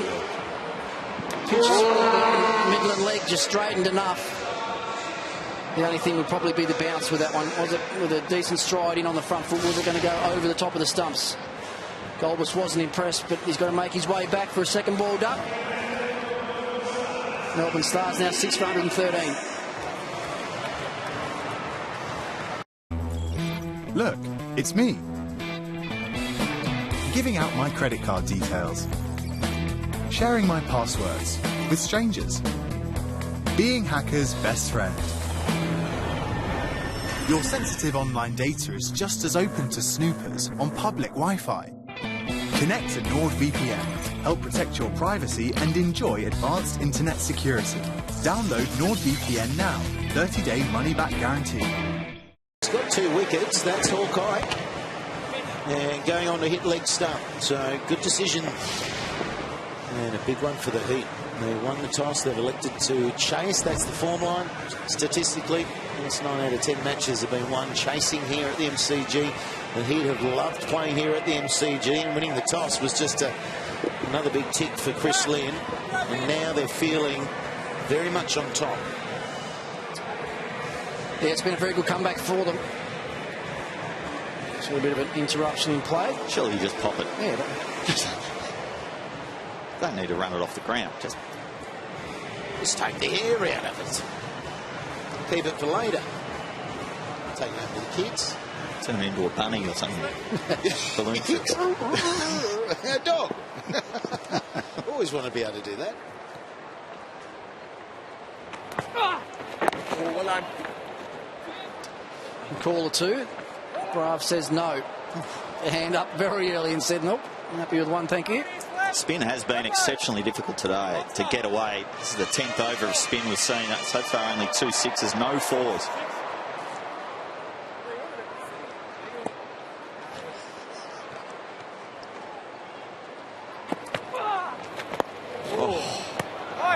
That's the slow one, all right. See it really started to grip there. 70k an hour. Yeah, the ball before was 92 kilometres an hour, so he's dropped the pace by 22 k's here, Swepson. You see the release higher up over the top, a little bit more overspin on the ball. See that head go back. Well, the bat's flashy. I haven't seen too much come from it yet. 6 for 114. He's got this incredible style of hitting. Saw him in the West Indies not long ago. He missed out. Oh, there he goes. He's gone for something that can hit the ball. But he hit 5 consecutive 6s. He missed the first one and then went every 6 for the remainder. Brendan Favola got the cricket bat instead of the Aussie rule ball in hand. There we go. So there's the new bat.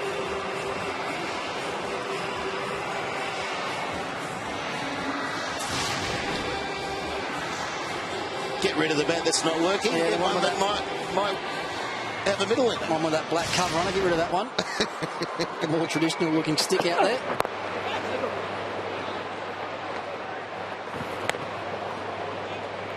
What happens there, Rick? What is it that actually makes you think, oh, well, let's change bats? Because clearly that bat's not broken. It's not the fact that he's not hit a boundary 16 balls, I reckon, is the reason that he's changed his bat. And the one that hit down the ground just got over the infield as well. All show no go, I think. He can hit a ball. That wrap around the bat's just a little bit of plastic that you shrink wrap with a heat gun. Is it? I have no idea. Yeah, it is, yeah. Is it? Well, I wouldn't think putting a heat gun on wood that's underneath that wrap is going to be too good for the wood. Knowing the way some of these West Indians think, Durkee, it might have been because that sticker of his own stands out better on a black background than it does on the wood. Well, he doesn't have his sticker on this one. Exactly. Can't see it as clearly on that one. What was it he used to have on his shoes? Was it last year? The new big dog or something? He used to have that on. Oh, was it too far away? Who was the old big dog? I don't know, but he called himself the new one. Maybe Lara. Dre Russ has that sticker on his bat, doesn't he, on his shoes? Punny, you had a bat. You had a Kookaburra that had a full black back on it or something. Carbon. It was carbon. I think you were told to take it off, weren't you? Yeah, we had it. I'm not sure we had it for 12 months or not, 6 months or 12 months, but it was a very similar sort of thing. That was actually heat shrunk onto the back of the bat as well. Oh, yes, good bowling. There's the Beast or something like that. The Hustlers was the Beast. Mine was the Kahuna. No, I remember that. It was after he scored about 4 double centuries in a row. They said this might be illegal. Yeah, you know what ruined it for us? What? Mike Hussey hit the roof at Etihad, and he come off and said, "Oh, this stuff on the back of his bat made such a massive difference. Didn't make any difference at all. It's the same." Well, I'm not sure he's got hold of that one, and the man that is just waiting, poised, then cutting, takes it comfortably. They keep losing wickets, and they are faltering. Once again, that slower ball into the wicket does the trick. Brisbane Heat have been exceptional tonight in reading what they need to do. Slow ball into the pitch has been very difficult to get away. They've kept going to it. Very hard to hit that with enough power to get it over the fence. And Plunkett, the next to fall for it. 7 for 118.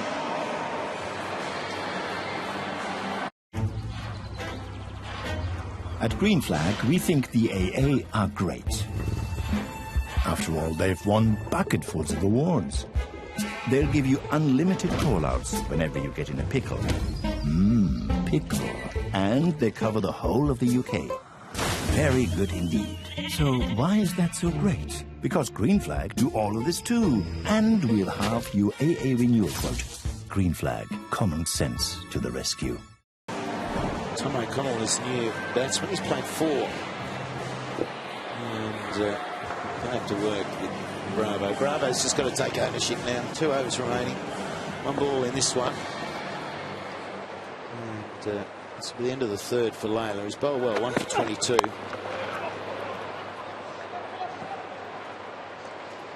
They've been really good tonight after a good start. The wickets, once they started to fall, the first one was at 63. Yeah, it was the informed Marcus Stoinis as well. Got undone by a good slow ball. First ball of his spell from Ben Cutting. Ben Duck, as we said earlier, just struggled to find the fence. He looked for a maximum on that occasion from Swepson and picked out Alex Ross in the deep. Good short pitch bowling from Doggett. The 3rd one in a row from Maxwell. He picked out fine leg. And Peter Hanscom, deep onside field. Sandy tried to use his feet and get down close to the pitch of the ball. Head out to mid-off. Nick Maddinson just carved one to Josh Slater at backward point from Najib. Evan Golbus looking to sweep the leg spinner. Umpire had a good long look at it before he put the finger up. And then Liam Plunkett, last man to go. Good slow ball. Again from Layla, held out to Cutting at mid-on. It's been a good bowling performance so far from the Brisbane Heat. He's going to be that man, Ben Cutting, now with ball in hand. That's it, 2 overs remaining, 119. And Bravo, he's going to be moving around the crease a lot. You saw him, he took back foot to the onside, then he comes back into a normal stance. You don't know what he's going to do. Well, there's a slow ball again, though, as well, Slats. We've seen it a lot, haven't we, through the course of the night. Been very few deliveries, except for that little spell from Doggett when he had a bit of a dip with the short balls at Maxwell, and then Maddinson and Hanscom. There's been a lot of slow balls bowled. And like we were saying, I think the main reason for that is it's the way they have to bowl at the Gabba as well. This Brisbane Heat attack. And 2 men up inside the circle behind point on the offside. Full toss. Just coming back to Dwayne Bravo and the way he moves his feet. That's the way he shuffles out here. As a bowler, you know that he's never, ever actually going to go out that way. I've never understood why batsmen try and show you that so early. And you know they're not going, because as a bowler, when someone's moving on the crease, their head goes. When Dwayne Bravo does that, all he does is just put his foot out there. It's as though it's almost sort of under 13s, under 12 stuff that you do in backyard. Come on, I'm saying batsmen aren't intelligent. I think the important thing you said, though, there, Dirk, was how early you moved. When you are trying to move, or you're bluffing to move like that, you're trying to change the bowler's mind just before he delivers the ball. The bowler still had enough time then to make his mind up 3 or 4 more times as to what he's going to do, because he moved so early. But you know that because his head's not moving, that he's just bluffing you. It's just making it harder for himself. Well, it's actually a good point, because I think it does make it harder. Exactly. Yeah. We have a look at a lot of the guys that are batting well in this competition right now, are the guys that are standing most still. Darcy Short, Matthew Wade, Stoinis, we talked about him standing really still tonight. The guys that move around a lot tend to just make it a lot harder for themselves. Cutting's been good here. On this sort of wicket where you're effective when you change your pace bowl into the wicket, he does that very well. He's been very effective at doing that. 19th over, when you're expecting someone to come out and try and blast you, he's been very difficult to get away. 25 balls since the last boundary. Yep. It's telling, isn't it, when you're trying to get a total up over 150. There he goes, he leans back. There is a man there again. Another miss hit. These miss hits. So the change of blade didn't work for Bravo. Well bowled again. There's that slower ball into the wicket. Wayne Bravo trying to force the pace, but very difficult to do against balls that are that short and that slow. Brisbane Heat once again getting a wicket with intelligent bowling. Well bowled Ben Cutting. Wayne Bravo has to go. 8 for 123.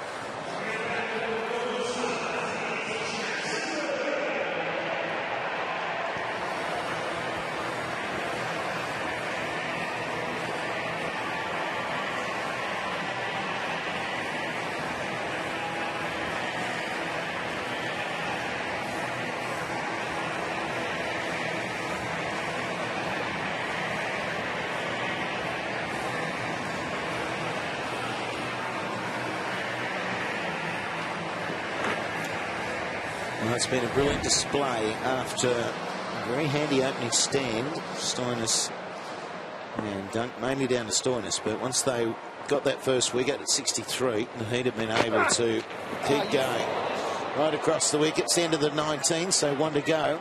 You just wonder how the Heat are going to take this run chase on. It could be over very quickly if they get going. We know. We go back to BBL 5. Have a look at Chris Lynn. Hilfenhaus was on the wrong side of some terrific shots. These are 5 in a row from Chris Lynn. He loves batting here, very rarely misses out, and he's got that opportunity tonight. And we're just admiring what you did in BBL 5, Chris. I'm sure you remember it. Sorry, what was that? Are you talking to me then? Yeah. Oh, sorry. We were watching your carve up sixes a few years ago. Yeah, heyday back then. Heyday. It wasn't for Hilfie, that was in the Hilf. Yeah. It's, no, I do like this ground, and I think it's got to be positive. As I said, we play this game for a reason. That's to entertain, and yeah, it was my night that night. Well, it's been a different style in the last 5 overs for your bowlers, simply because, as you said, you've had good wickets running into the last 5. Yeah, it seemed like the air's just gone out of the ball a little bit. Obviously, they started really well, and we've done exceptionally well to get back on track here. Obviously, just change of pace. Our spinners have been excellent tonight. I think having that 6th bowler makes a massive difference as well. And yeah, if Joshy can bowl 5 more good balls here, we can take momentum off with us. Oh, touch it. It's a big run, and it'll fall short. But yeah, extremely happy with how we bowled and fought back. You know, the previous games we've given a couple of catches, and you can't do that with the class of batters out in the middle. And yeah, it's been a positive sign tonight. The boys are fresh, and as I said, if we start well with the bat, we'd like to think we can chase these down.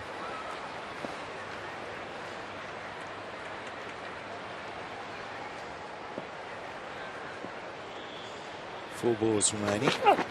Catch it, please. Batters, what are you doing? Oh, dear.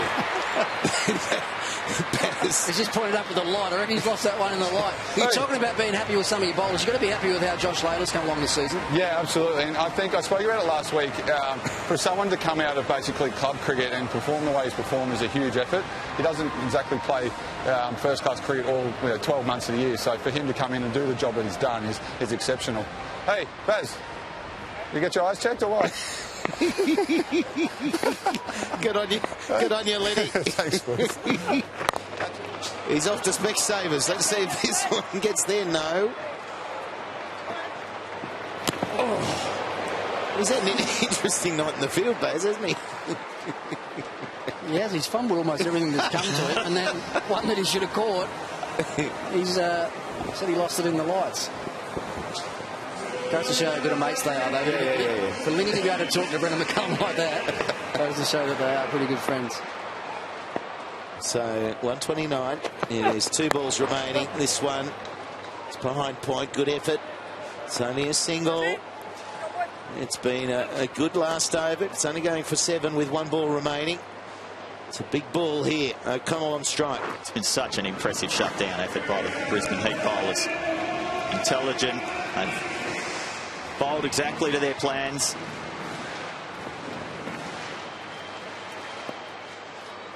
So last ball of the innings. Down the ground. Really nicely played. Low full toss. O'Connell does a very good job. 20 overs up, 8 for 134, and that was a bonus right at the end. But the Heat will feel they've done a magnificent job. Wonderful shutdown job. Stars got off to a good start. Stoinis playing well. And after his wicket, just became a whole lot harder. The quicks were good. The spin was very effective. 10 overs, just the 2 sixes. And no boundaries, importantly. So many dot balls throughout. So there we have it, 8 for 134, 43 to Stoinis. He was the star of the show, not much else. But good bowling once they got that first wicket. 2 to Cutting, 2 to Swepson, and 2 to Doggett. So the Heat will need 135 at a rate of 6.75 runs per over. Excellent comeback by Brisbane Heat. Now how they are going to approach it is going to be fascinating with their big hitters at the top of the order. Is it a big hitting pitch, this one at the MCG? Brisbane Heat adapted well and exploited the conditions well to put Melbourne Stars under pressure. 63 for no wicket. We only had 6 fours and 3 sixes in that Melbourne Stars innings. We'll review their innings after this break.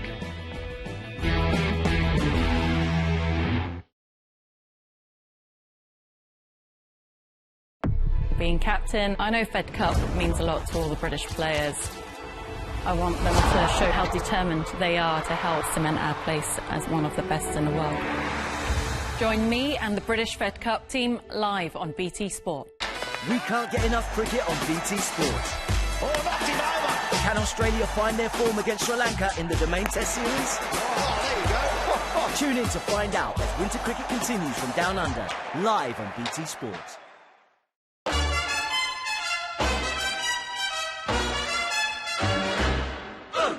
Papa loves mambo, Mama loves mambo. Having a fling again, younger than spring again, feeling that zing again, wow. Choose from our largest ever range of villas with private pools, Wi-Fi and air conditioning. Book your villa holiday now. villaplus.com, always adding extra. At all protected. Right now at Victoria Plum, save up to 70% and take an extra 20% off all sale prices. But hurry, the sale must end Thursday. So much confusion. There's so much to buy and so much to try. Or does loyalty pay? Do you go or stay? It's not hard to see why so many don't try. They beat your renewal quote guarantee. Don't be confused. BeConfused.com.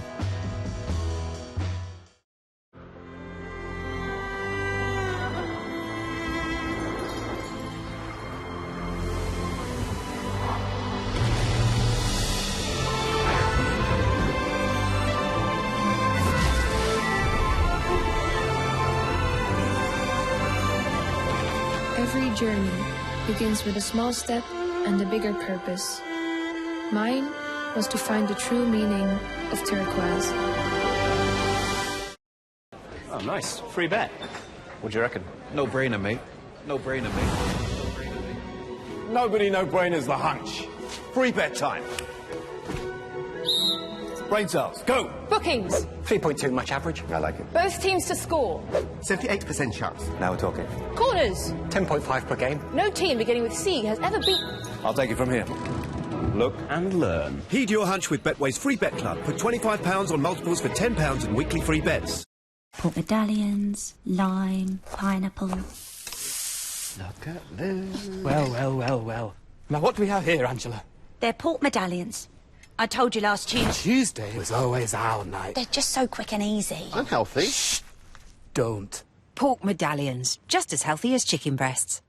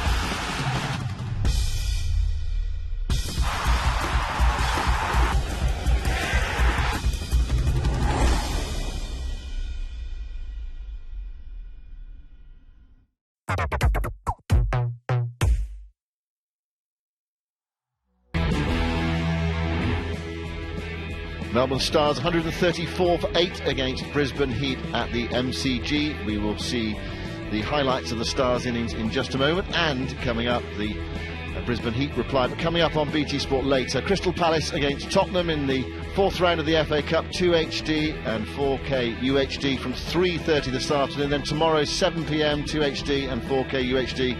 Barnet against Brentford, also in the 4th round of the FA Cup. Back to the Premier League on Tuesday, 7:30, 1HD, 4K UHD for Newcastle against Manchester City. And then Liverpool at home to Leicester on Wednesday, 7:30, 1HD and 4K UHD.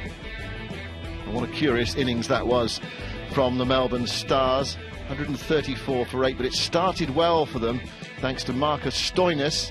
He's been in good form of late, 70 not out and 53 in his previous 2 innings. It wasn't big shots every ball, not by any means, because it's not an easy pitch on which to time it, but he was finding his range. Brilliant connection, really sweetly struck. Took Stoinis on to 42. And he was going well, an opening stand of 63. Then perhaps the ball that changed the game. Ben Cutting into the attack. Slower delivery, and Stoinis caught in front. Out for 43. And from there, Brisbane Heat took over. This was a soft dismissal, really. Dunk. On his way out, deep backward square leg. And then Maxwell, short ball employed against him, trying to improvise. That one nearly caught at mid-wicket, but they kept on going with that short ball, and it worked as well. Doggett with the wicket, and the catch down at fine leg, well pouched by Majib, and that was 78 for 3. And Stars beginning to decline, and that was confirmed really by Hanscom's dismissal, going for the big shot, taken by Cutting at mid-off. 84 for 4 quick wickets, and they never really recovered from there. They limped up to that final target of 134. There were lots of big shots played on this big ground, and lots of catches taken in the outfield. They could not get the ball away, they could not find the boundary consistently. Right, we're going to see the Brisbane Heat innings in just a few moments' time. 135 to win. Join us after the break.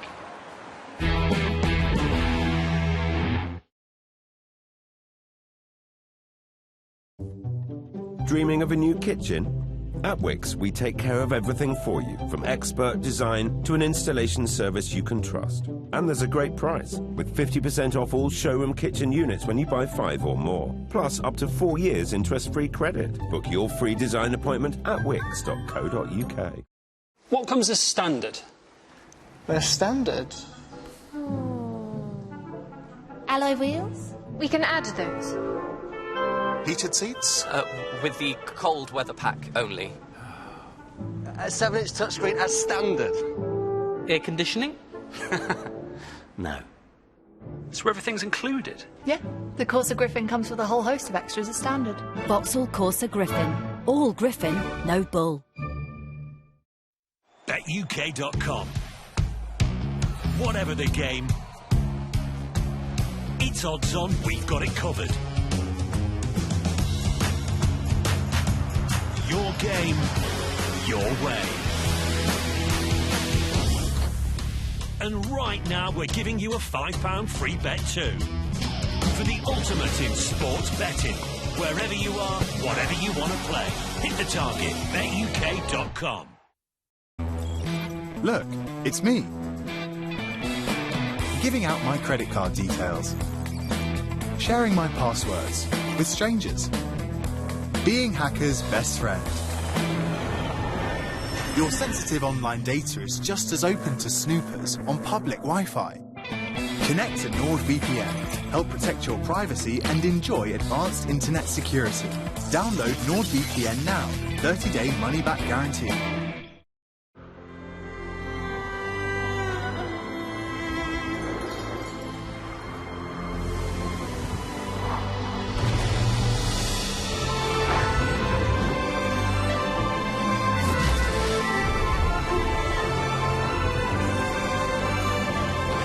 Every journey begins with a small step and a bigger purpose. Mine was to find the true meaning of turquoise. Looks like it's chicken, not your flat 10. Copy that. Let's get those hot wings airborne. Order KFC on the Just Eat app today. This year on BT Sport, the Champions League is up for grabs, and the big dogs are hungry. Thursday nights, well, they're bigger than ever. These girls have got game, but the Queen, she don't care. And as for this whole thing, well, it's been the real deal since 1872. Surprise, surprise, the King is back. And Tyson wants titles. World titles. It's nothing to Marc Marquez. The kid from Spain's got 7 of them. Over in Glasgow, Stevie has big plans. But Brendan's got the blueprint. These boys have rugby on the brain and are obsessed. Pep City are eyeing 2 on the bounce, and everyone else is chasing it. Ain't that right, Jurgen? That's this year on BT Sport. The Europa's rolling back into town, and this time it's winner stays on. What's happening, Unai? Your Gooners Barte be ready. Tasty draw, boys. What a goal for Valencia. But Celtic Park was made for nights like these. And as for the Chelsea, time to go mash up some Swedes. The UEFA Europa League, live and exclusive on BT Sport. Big Bash cricket from down under. Bringing the heat this winter. They are set for the Big Bash. Back for more blistering runs and blazing sixes. This is what we came for. Don't forget all the Footy stars. It's going to be ripping. Oh, there you go. That's the way to get in the game. And still with all the spark you'd expect from Big Bash cricket. Oh, I'm getting sweaty just thinking about it. Warming up the winter with Big Bash cricket live on BT Sport.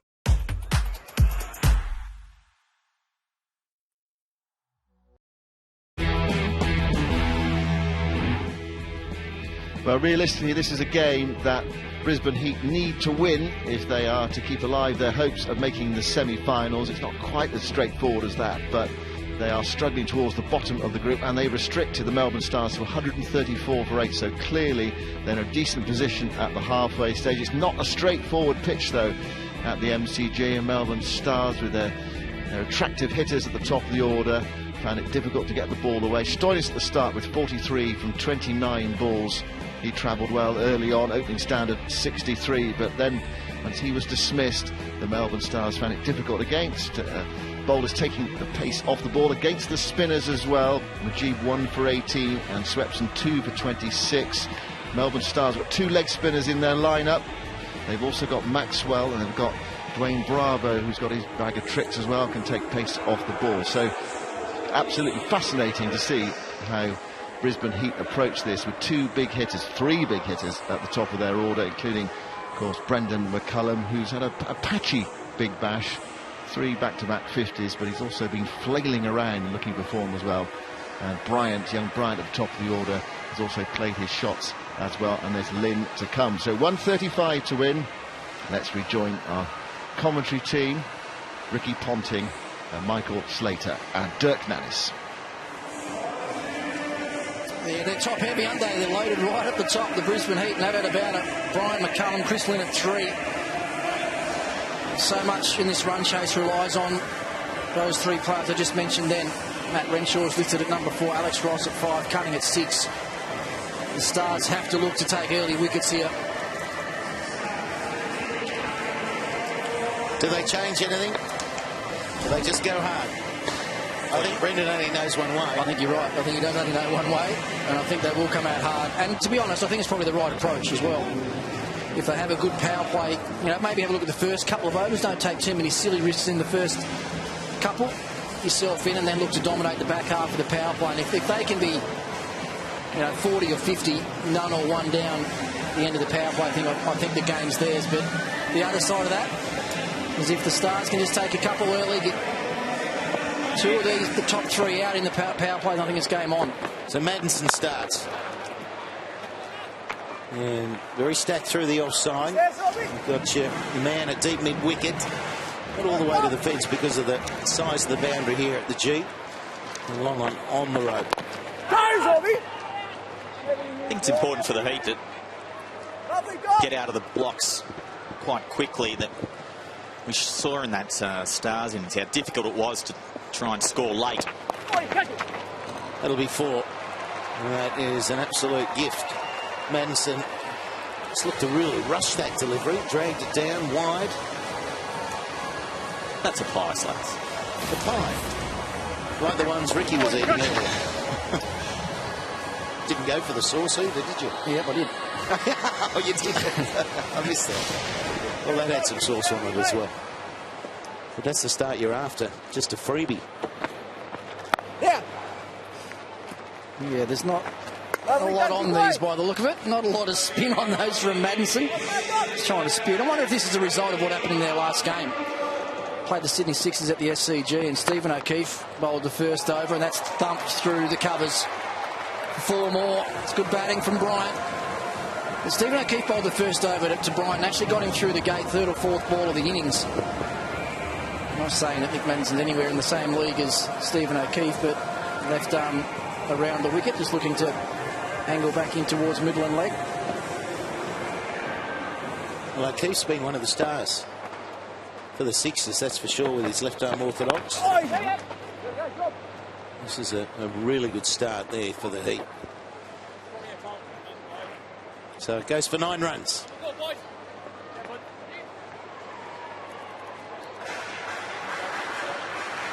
We saw in the Stars innings how difficult it was to get spin away. Just the 2 sixes and already 2 boundaries in the first over of spin.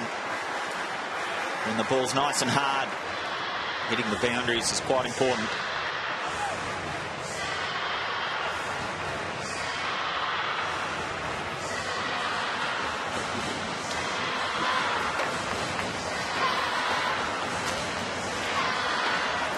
Family gathering. This most amazing sporting precinct in the world here in Melbourne. Doesn't get any better. And the families have come to the MCG to go for their home side, the Stars. There'll be a scattering of Heat supporters there, but mainly for the Stars. Wonder if they're believing as Jackson Bird comes into the attack. Not too pacey, but very accurate. Oh, wow. There he is, Brian. How well is he starting? These are just really good cricket shots. The last 2 through extra cover. Well, that's a bit of a gift. We saw what worked so well for the Heat bowlers bowling into the wicket.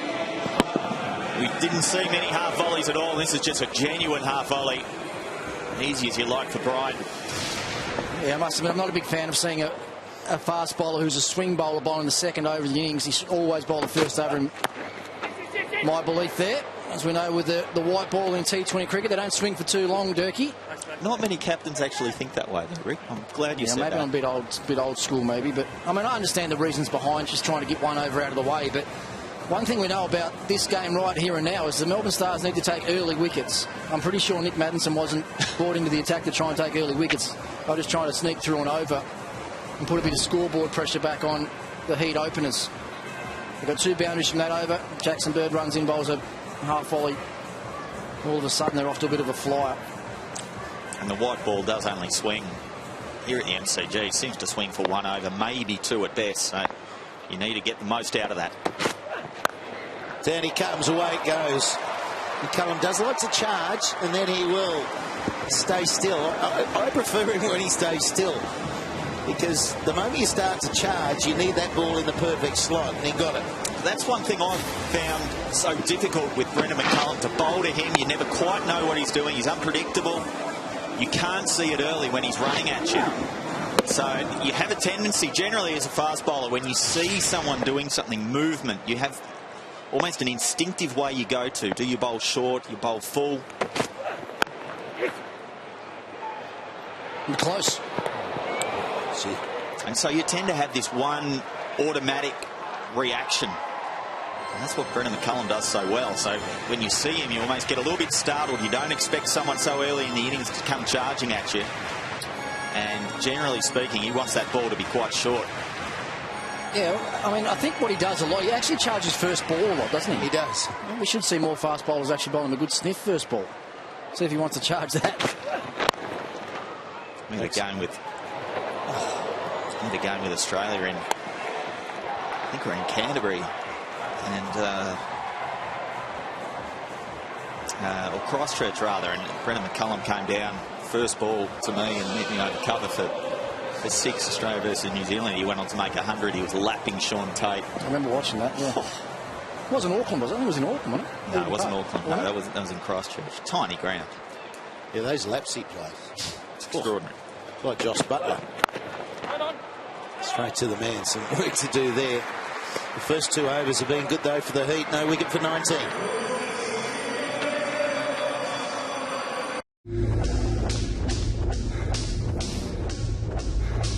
What you put out into the world is what you get back. If that can inspire, it goes beyond me. It's a legacy.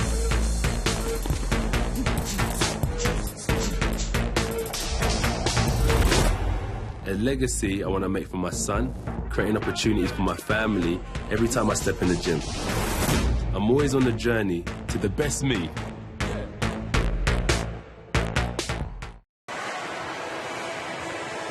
Zampa. So they go straight into leg spin. And that's where you start to question Madison. Why? Now Zampa, leg spinner. It's got the headband on. Quality player.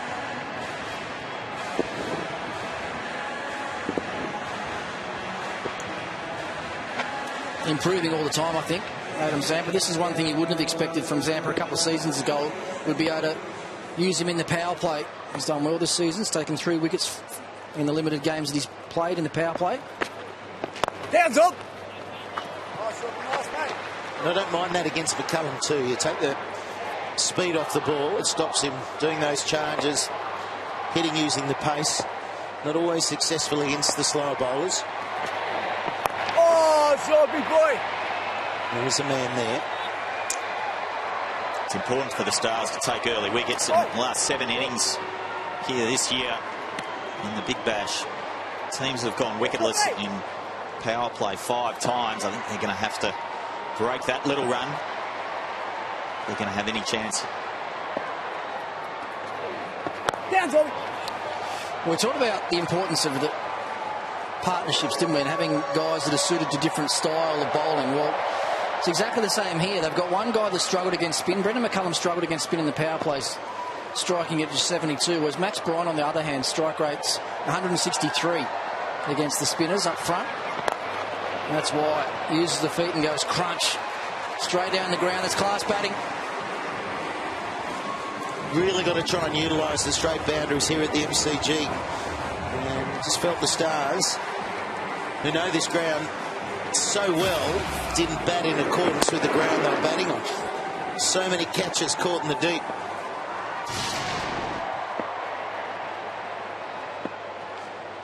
So he's racing, 18 from 12. Ooh, far away. A little bit quicker. They won at 92.7k an hour. Yeah, nicely bowled. Changed the pace up a little bit. More importantly, got the length right.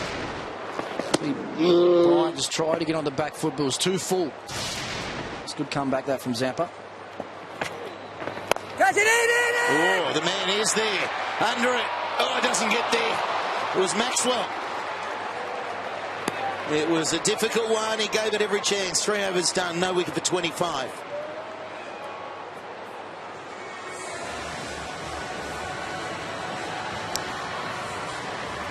Decent start for the Heat. 25 from 3, going at a little over 8 and only needing just a fraction over 6 at the start of the innings.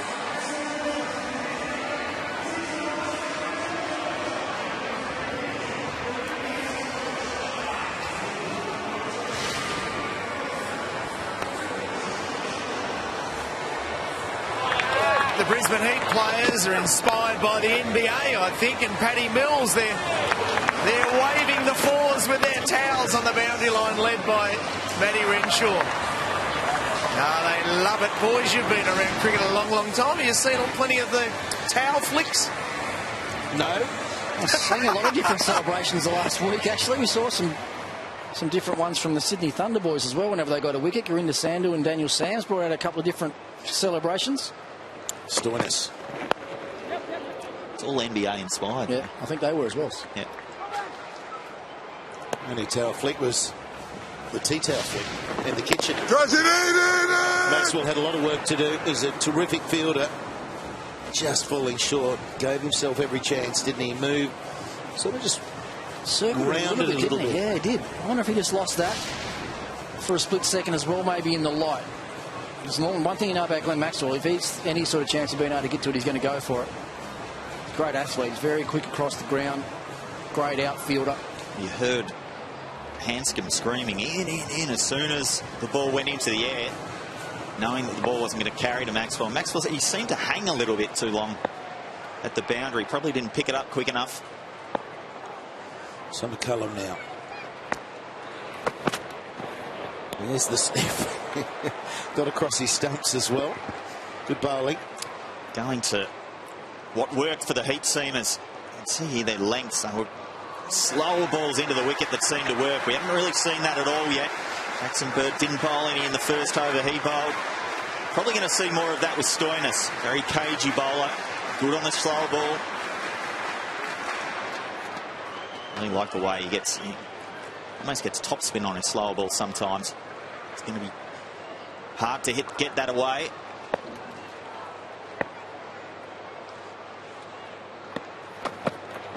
And there you see it. Fraction short of a length and slower ball into the hip. Yeah, that's the really important thing when you're bowling Brendan McCullum. Although they've got a deep point out there, you can't afford to give him any sort of width at all.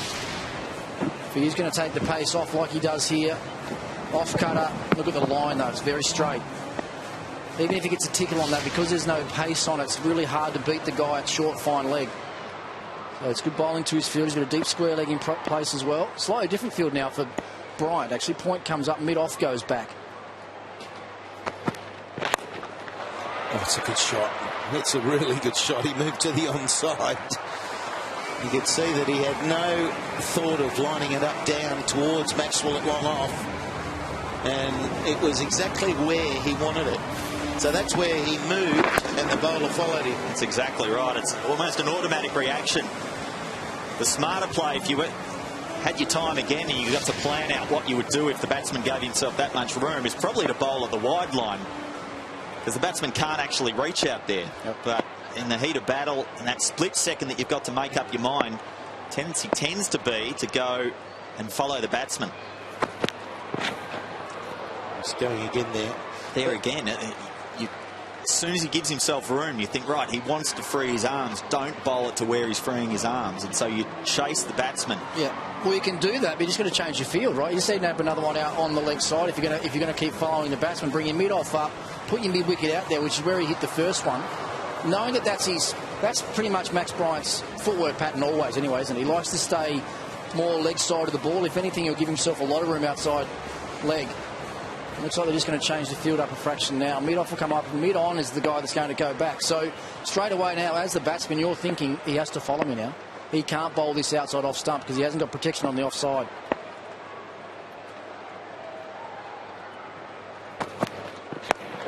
Oh, yeah, that's a strike. Or is it? Is it? It's a long boundary, taken beautifully. Mattinson was the man in the deep off the bat. I thought he might have got the legs on it. Just goes to prove how far it is to hit a six out that side. I thought that was six off the bat for sure. Looked like a beautiful clean strike from Max Bryant. It was a slow ball again. He did follow him. And it got right into his arc. He seemed to get a good piece of it. It was actually a well-judged catch in the end by Mattinson. Might have held up in the breeze. You can see it might just have got a fraction away from him as well, but some serious hang time on that one as well. So Stoinis gets another big breakthrough in this big batch. Bryant on his way for 24. Heat 1 for 31. Buying a new car? Don't do it the old way. Traipsing around dealers, haggling, never knowing if you're getting a good deal. Go to CarWow. There's everything you need to confidently choose and buy the right car. When you're ready, we'll bring you offers from local and national approved dealers. Compare your offers by price, location and dealer rating and buy directly from your preferred dealer. no haggling, no hidden charges, and car buyers save on average £3,600. Get the right deal on your new car. Go to carwow.com now.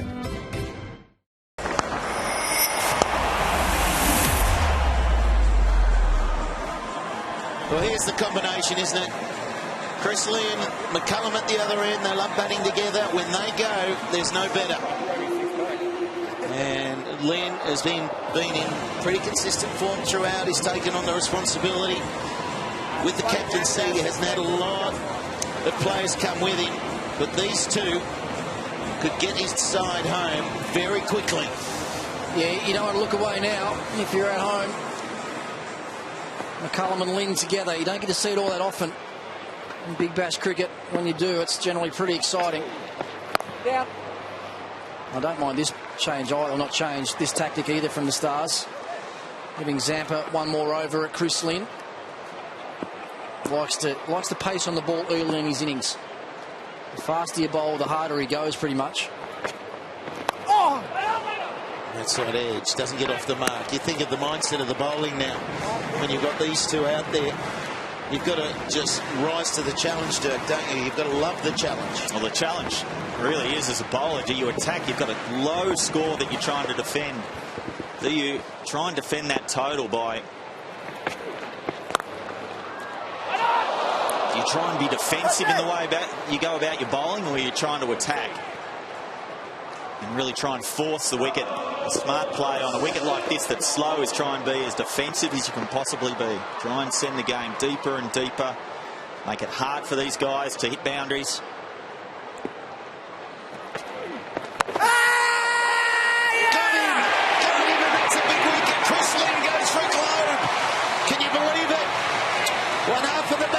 Is out of there. Oh, I can believe it. That's why I said I thought it was a good tactic to leave Zampa on. He likes the pace on the ball early, Chris Lynn, to get it through the field. And straight away he made a change, didn't he? He couldn't get him through the offside. He went across his stumps, looking for a hard sweep shot. Zampa traps him plumb in front. What a massive breakthrough in the game that could be for their whole season, in fact, for the Melbourne Stars. So Lynn on his way for a dart, 2 for 31.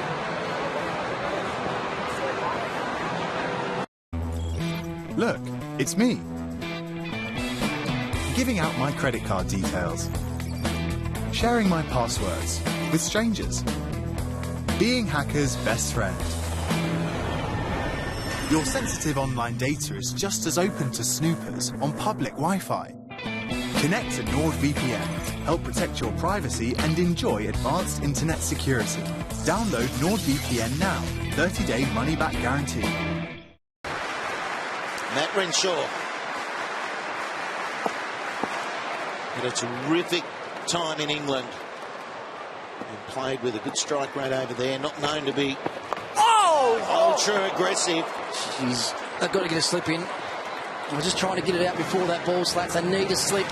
Zampa's got a very good toppy and a good wrong, and there's enough spin and enough bounce in this wicket. They've got to attack here.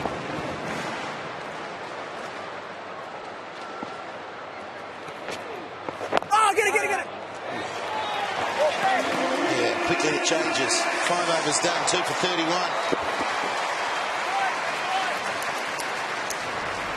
Well, the Brisbane Heat are one of the most popular franchises in the Big Bash, and they have the backs to the wall tonight. They must win to keep their slim finals hopes alive.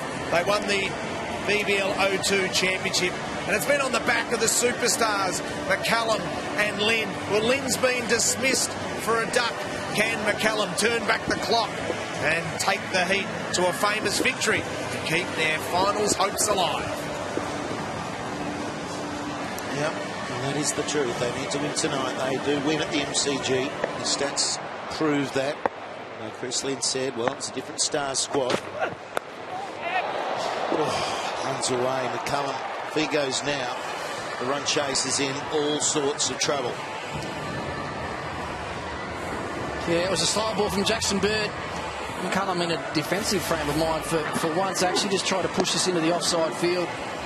The thick edge wouldn't have gone anywhere near a slip anyway, unless he was like at a third or sort of floating slip. No third man, so he gets 4.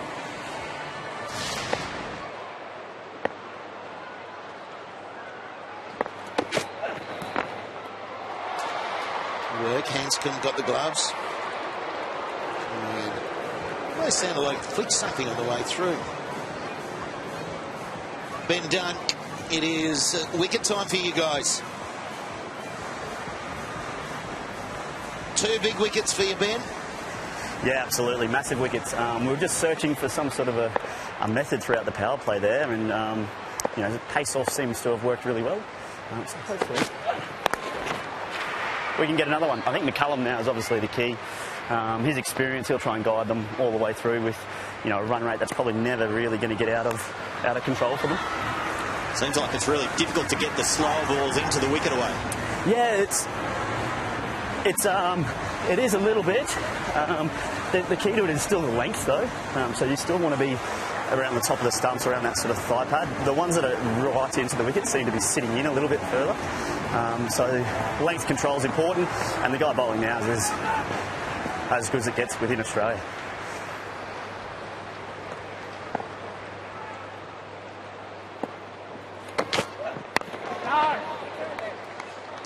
You wouldn't have been happy with the total, I'm sure, but it might be a winning total.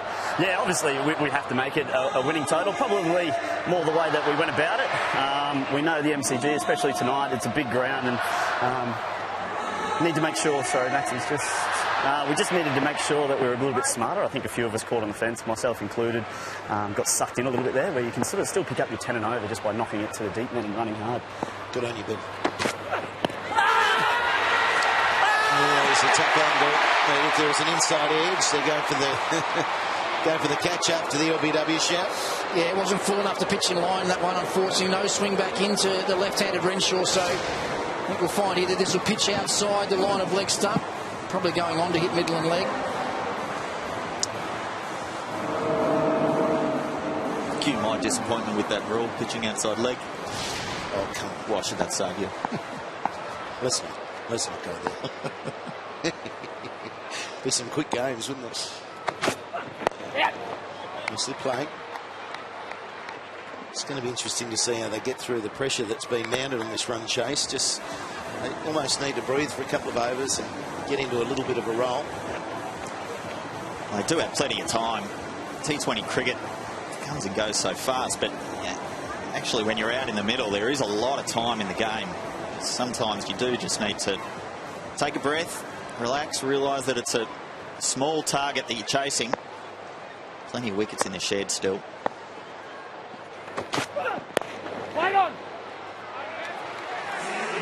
Yeah, just a different approach now from McCullum. Holding a form, 2 for 38. Thanks for hosting Christmas, sis. You nailed it. Yeah, time to get on with the New Year's stuff now. Starting with my finances. Have you got a Clear Score? Clear Score, no? Clear Score helps you manage your finances. Everything from your free credit score to money coaching, and they help you find loans and credit cards tailored to you. What doing? We're just taking down the Christmas decorations, Moose. Christmas? Over? Yeah, back to reality. Oh, no. Clear Score. Get your money sorted. Just keep looking at the worm as it goes on, and those 2 early wickets, something that didn't happen when the Stars were batting. But once the wicket started, that's why the runs were cut down and that were really flattened out. But these 2 wickets early, Bryant and then Len have flattened it out very quickly. For the power play, 2 for 38. It was no wicket for 42 when the Stars were batting. So no call. Another edge will run away.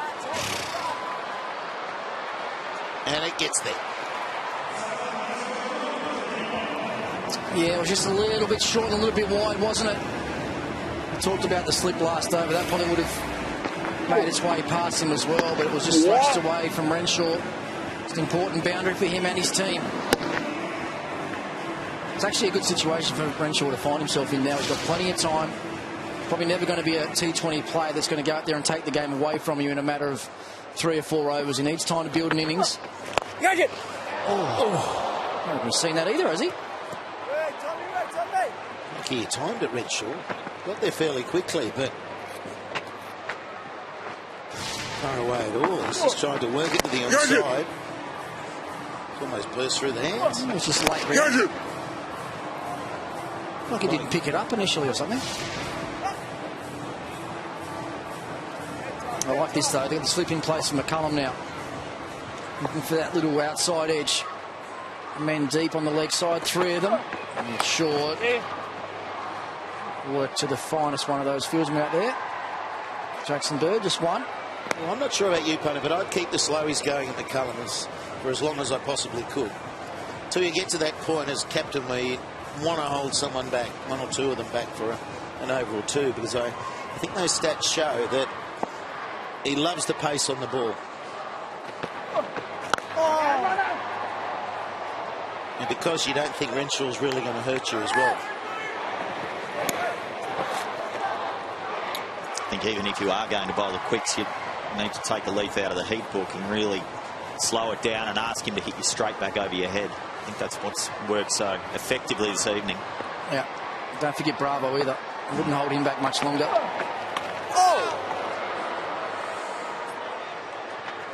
Just the depth of their bowling makes you scratch your head a little bit about Madison bowling that first over.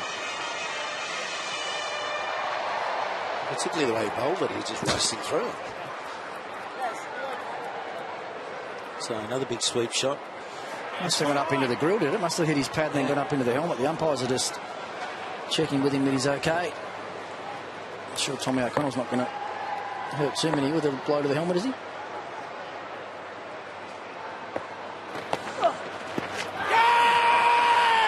Worth a shout. It goes a reverse. He misses another one. 7 overs done. 2 for 45. I'm paying too much interest on my credit card. Get a Fluid Balance transfer offer. To see what you could save, go to fluid.co.uk today. I'm always on the journey to the best me.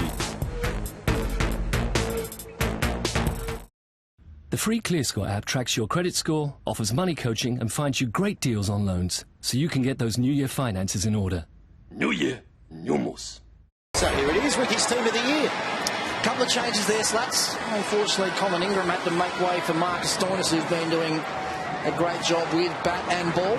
Daniel Sams was the other one that went out. James Faulkner's season with the ball is just being a little bit hard to leave out as well. 16 wickets now. Nicely played into the gap there. Renshaw, reverse sweep. We'll come back for 2. So how often are you changing? It's been about every 4 games, I reckon. Yeah, it's been a couple of little changes, which is pretty harsh on some of the players. Because quite often there's only one game that they get to play in between changing the team. But Maxwell into the attack.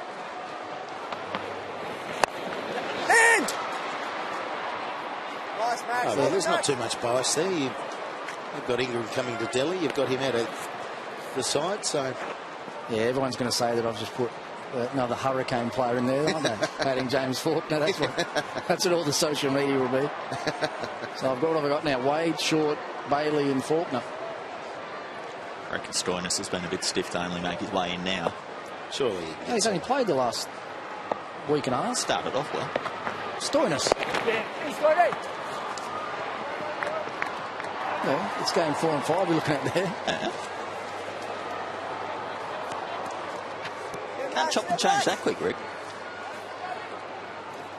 Oh, you can. It's his team. He can do whatever he wants. That's like when Slutsy asked Maxi tonight, where are you going to bat? And he said, wherever I want to bat. I'm captain. Nice, Max. Yeah, this is nice, actually. I like the... Like you were saying last over, Slats, less pace on the ball I think is going to be the most difficult to get away here. They've got lots of options, haven't they? Maxwell, O'Connell, Zampa. Well, Madison bowled one that he probably shouldn't have. Ben Dunk's bowled in the past. Still got Bravo and Plunkett. They'll both bowl well through the middle overs here at the MCG. Plunkett's been in good form, actually picked up 11 wickets. He's sneaking along. There it is, top edge, it's high. Bravo's the man, setting himself at long on and taken. Dear, oh dear. They're into all sorts. I'm really surprised by that shot. Just felt that McCullum would look at what was required. Just over a runner ball.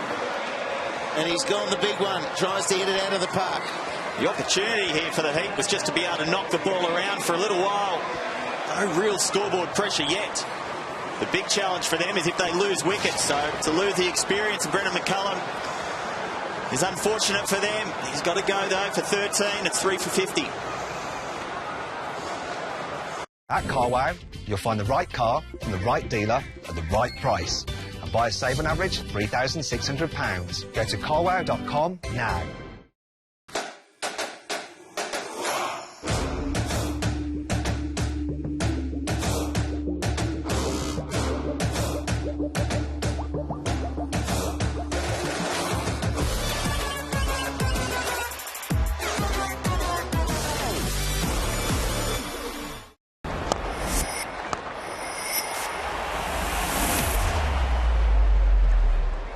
So Alex Ross now, as mentioned, really surprised by the McCullum stroke.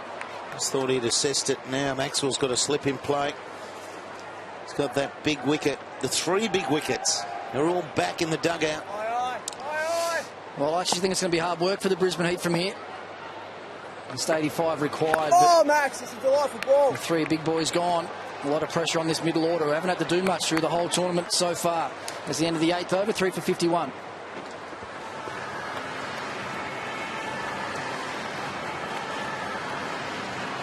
Has been surprising the way they've lost their wickets. Just seems the intelligent way to go about chasing a total like this is if you don't lose any wickets, yes, you go hard at the top, but in that middle period, you need to consolidate after you've lost any wickets. I don't think they've done that so far.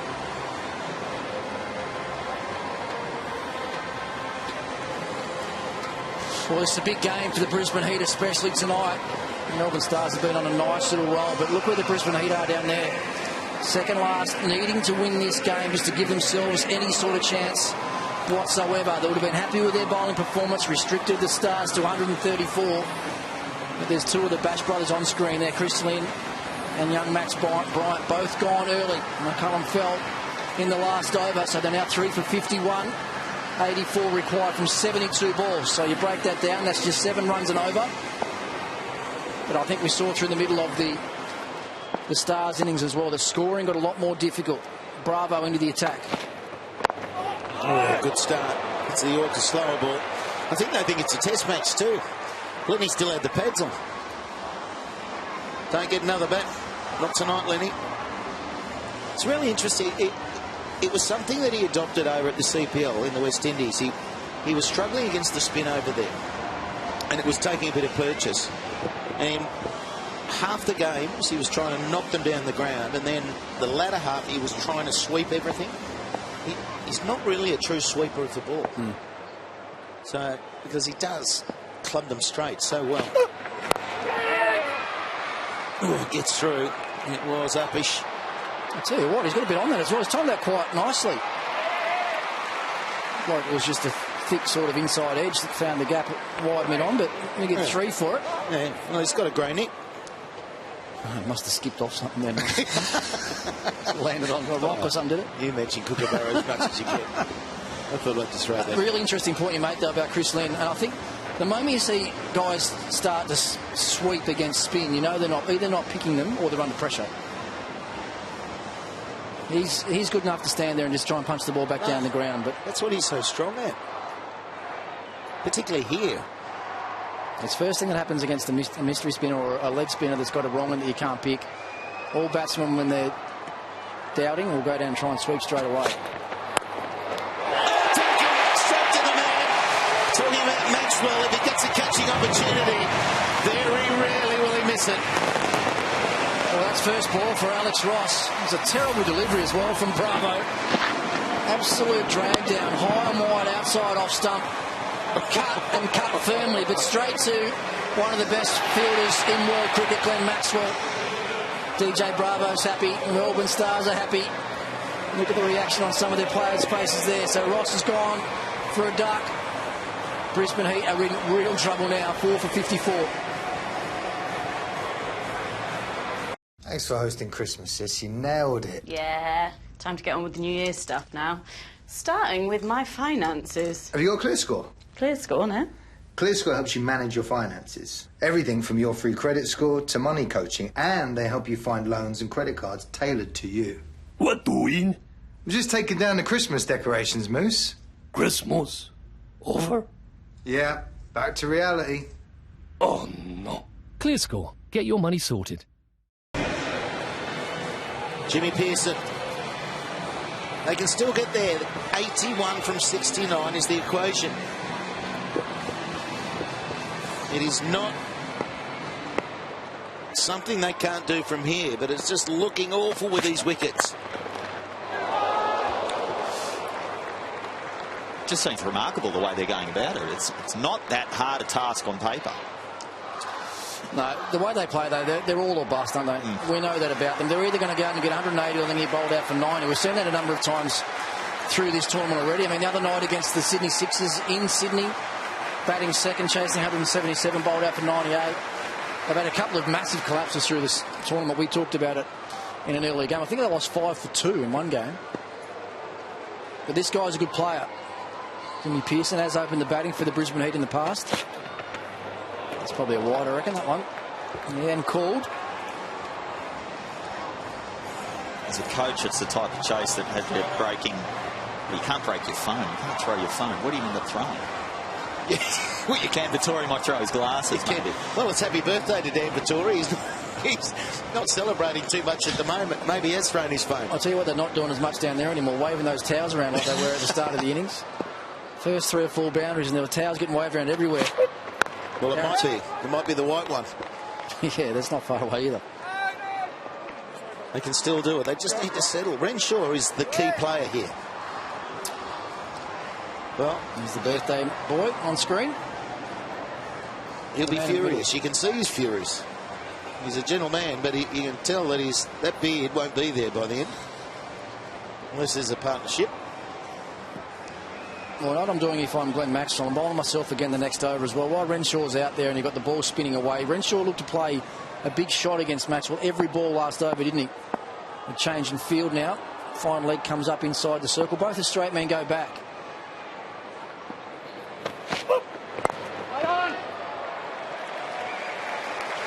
It's the end of the 9th.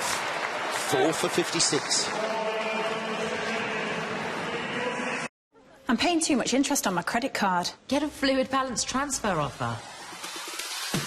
To see what you could save, go to fluid.co.uk today. Ah, they love a win on the bingo. Ordering a flamingo. I said bingo! Bingo! There's a winner every minute on Jackpot Joy. The free ClearScore app tracks your credit score, offers money coaching, and finds you great deals on credit cards, so you can get those New Year finances in order. Christmas over? Well, they're the batsmen left to come. Ben Cutting, Josh Layla, Brendan Doggett. There's not a lot left there for the Brisbane Heat. Big partnership that they need here from these two, Jimmy Pearson and Matt Renshaw. Renshaw's 15 from 15 with the one boundary. There's Ben Cutting. Very good striker of the ball.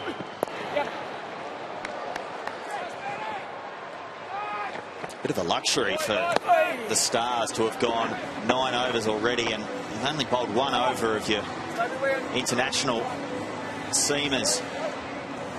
They haven't really had to try anything special. It seems like the Heat have just found a way to get themselves out. It's not as though it's been exceptional bowling. Yes, it's been serviceable. So, good planning, I reckon, Durkee. Good thinking, good planning. I think bowling the spin to the Bash brothers up front worked really well through the power play. And you know that Plunkett and Bravo, they're going to do a great job in these middle overs. There you go. Good job there from Renshaw. So this is some intelligent batting now. Just work it round. They do this for a little while and then all of a sudden get to the 14th, 15th over and they'll see victory in sight. It was a good shot, though, actually. Very much a deliberate sort of late cut, if you like. Just ran it off the face of the bat, didn't he? Just waited late and opened the face on it. Likes that angle, though, as well. I'd rather see him come around the wicket, Plunkett. That's why I think just in this situation, Renshaw, if it was chasing 180 and you lost those men, you'd start to think, well, Renshaw's going to panic at some point and play one of the big shots that's not his. But this is now set up for his game, just to guide. and you don't feel he's going to do anything rash, because he'll very much understand that this is the way he's got to play. Whereas no problem the Heat coming out thinking we're going to go hard. We're going to go as hard as we can. But if we lose 2, our game plan is to pull it back quickly.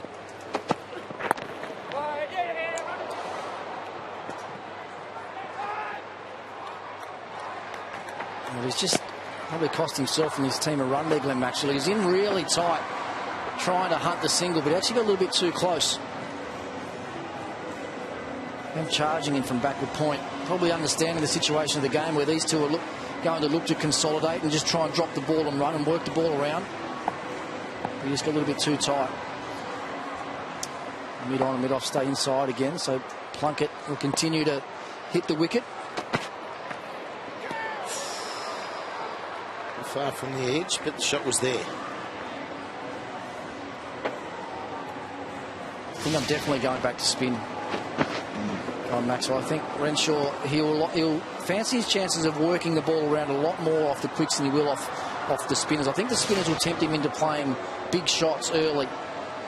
I need to keep taking wickets here, the Melbourne Stars. As I say, Slats, it's still only just over 7 runs and over required, so if they keep chipping away with 1s and 2s and not taking any risks, they can keep themselves in the game. Yeah, like that. And that's bread and butter for him. And that's 8 from the over. 10 overs remaining. They need another 71.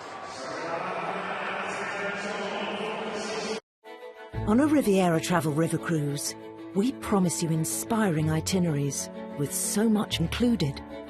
We promise you local knowledge and memories to last a lifetime. And we promise you great cuisine, just how you like it. We also promise you complete peace of mind with full atoll and APTA protection. Our 8-day river cruises start at just $1199. For your free brochure or to book, visit rivieratravel.co.uk. If you just got home from wherever, that might have been the movies, romantic dinner. Ricky goes out on them often. 8 for 134, the Stars. The Heat, who need to win tonight, 4 for 64. They're making it very, very hard for themselves. But they're not out of it. 71 from 60 balls remaining. And here's the spin. It's interesting what you just bring up there, Slats. I go out for a lot of dinners. I'm not sure how romantic they are, though. You're a romantic for me, baby. Oh, yeah. Not so sure about that. Rihanna makes you. Well, she's the romantic one. I do my best, but I'm not sure how well I go. I wouldn't say go. What about you, Durkee? You romantic? Wish I could say yes. Yeah. I think there's 3 of us in here then that are all the same. just like, because it's not your strong point either. I'm not even going there. I'm reliably informed of how I can improve. Yeah, aren't we all? Just depends which pub has the dogs on it. Come on, Rihanna, we're going out for a special night. You're right now. We've got your phone now. You can watch them and go anywhere. I've worked that out. Oh, dear. Oh, Tommy! Nicely played. That's all they have to do. Knock it around. Knock it around. You can go 5 overs just looking for singles, and you know in that you're going to get 2s because of the size of the ground. You get one right pace through the gap square, there's 2. That's exactly right. There's been very few dot balls over the last few overs. Oh, nice. Like a seam-up delivery, that one. There you go. This will be close. Bad throw. Nick Maddinson, the man at deep mid-wicket, made good ground to it, but just let himself down with a sloppy throw. So this over, 1, 2, 1, 2. There, 6 from it. Exactly on track from a run rate point of view. So Renshaw's in now. Tommy, class, mate. He's actually playing quite nicely here. Renshaw playing the situation well. Finding the gaps. He's hit the 2 boundaries already. I still think I'd rather have seen him go to Zampa now for this particular over, but Maxwell get himself back into the attack. He's very consistent. He doesn't bowl many bad balls. I think the leggies are a lot more chance of bowling some ordinary balls that you can just knock around like that. Work into the mid-wicket area. Get off strike. Keep rotating nicely. It's a good over for the Brisbane Heat. 8 runs from it. 11 gone. 4 for 72.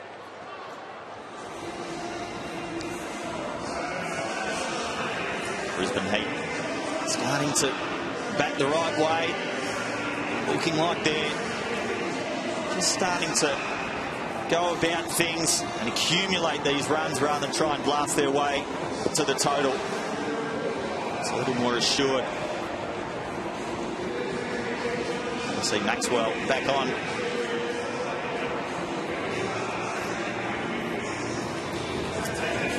'20, 1 year, but 2 T20 World Cups coming to Australia.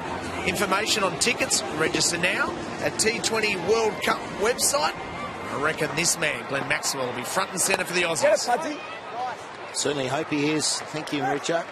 And this is exactly what Ricky Ponting, who I think's got a wire out there, make a change. There he is.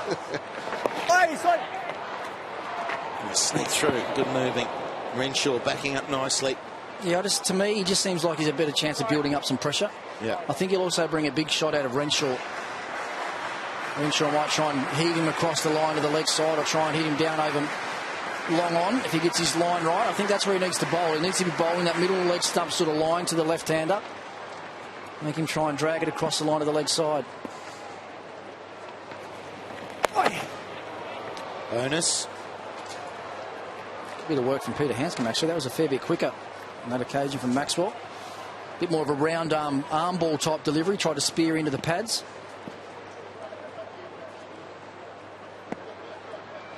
Just change it up a little bit slower. Try and tempt a big shot. Oh, it's just a little bit too short. It's a good call at no. From a Heat perspective, I really like the way these two have gone about their work. As soon as Pearson's come to the wicket, they've been accumulating runs, not trying to play big shots. 21 off 20 balls so far, but they've only had 4 dot balls. Oh, yeah. It's exactly what they need to do through this middle period. Just take the game deep, accumulate the runs, take low risk options. Haven't seen too many rash decisions being made out there, and so too haven't seen a lot of risk being taken. All of a sudden it looks comfortable, doesn't it? It was as soon as Pearson came to the wicket. Oh, Max. Yeah, I was surprised it didn't happen after the second wicket fell. Just take it down a notch. Doesn't matter if we get there in the 19th. Oh, well played. Renshaw thinking again. Really is playing a good innings here. That is smart batting. It's 4 for 80 now. Look, it's me. Giving out my credit card details. Sharing my passwords with strangers. Being hackers' best friend. Your sensitive online data is just as open to snoopers on public Wi-Fi. Connect to NordVPN. Help protect your privacy and enjoy advanced internet security. Download NordVPN now. 30-day money-back guarantee. Renshaw now 30 from 25. We've got the worm now very steady on that incline. It's just about to meet the Stars line. That's because this partnership is 26 from 23 and very much in control. The shot that Renshaw played last ball was not easy to play, but very intelligent. Zampa gets an opportunity. This will be his 3rd over. He's only gone for 6. Oi.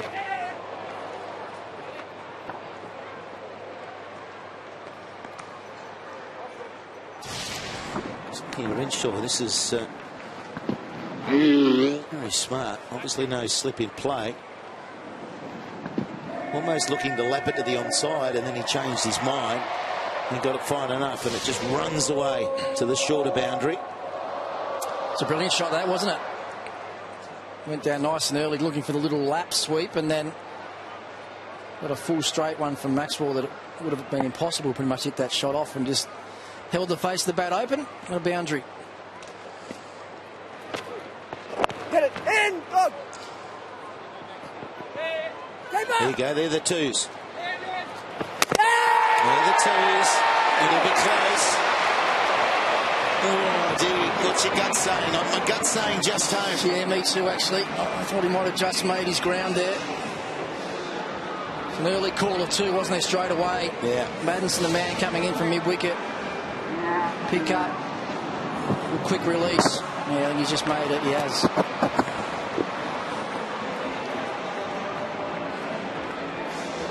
So when that's the case, you say, great judgment.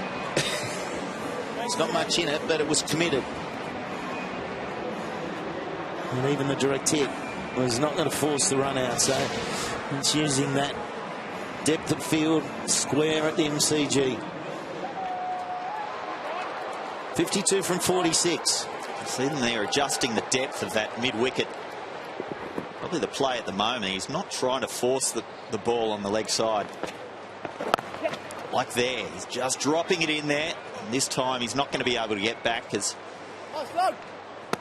that man out in the deep has come a long way off the boundary.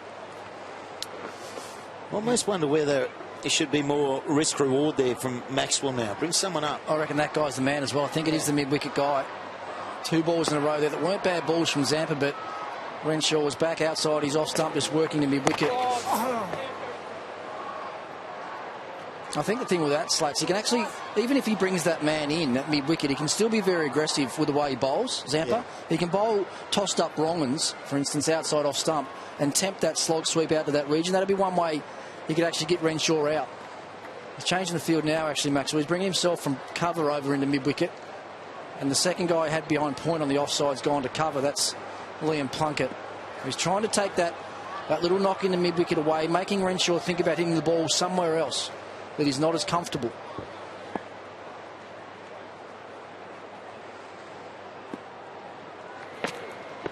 Catch! Run him! Maybe try and get some dot balls going. I reckon he might have done it there as well. I reckon that might have been slightly slower and a wrong one. We saw that he tried to work that to mid-on, and Renshaw just caught the outside half of the bat. Normally when you do that, the ball does spin away from you. Oh, get it, Max! Can't stop the single. That's where he went to. Good effort there from Maxwell. So 7 overs remaining. It's a tight one, isn't it? 4 for 86.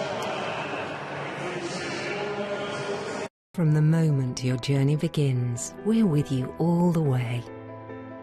New places, new adventures,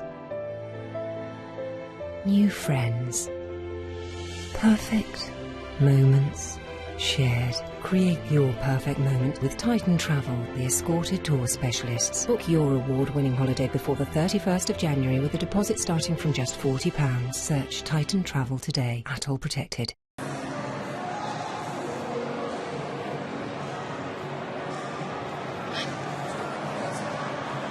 Renshaw 34, the game is on. Pearson 11. He's just starting to really work into this partnership. 49 from 42. And Stoinis now gets an opportunity. He is arguably the man in form in the BBL right now. Runs, he's taking wickets, and he needs to get a breakthrough right now because all of a sudden you feel the Heat are on track again. It looked like they were throwing it away, but they're under control because of Renshaw's innings.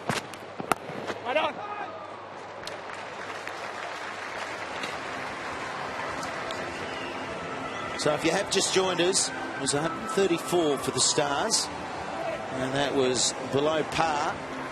Got off to a really good start. It was 1 for 63 after this man got 40 odd, and the wickets kept tumbling, and they petered out to 134. Obviously, it is going to go down to the wire. We look forward to how the Heat finish. They need to win tonight. Yeah, I think he's spot on. I think this is also a good bowling change. Slats has been taking wickets for fun. Marcus Stoinis of late.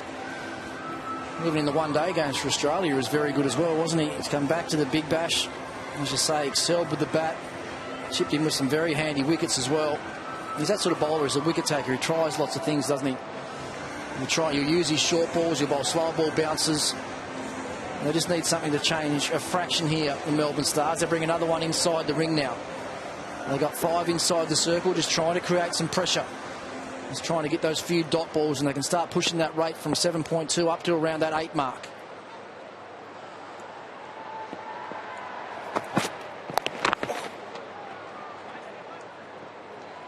Just rolls with it.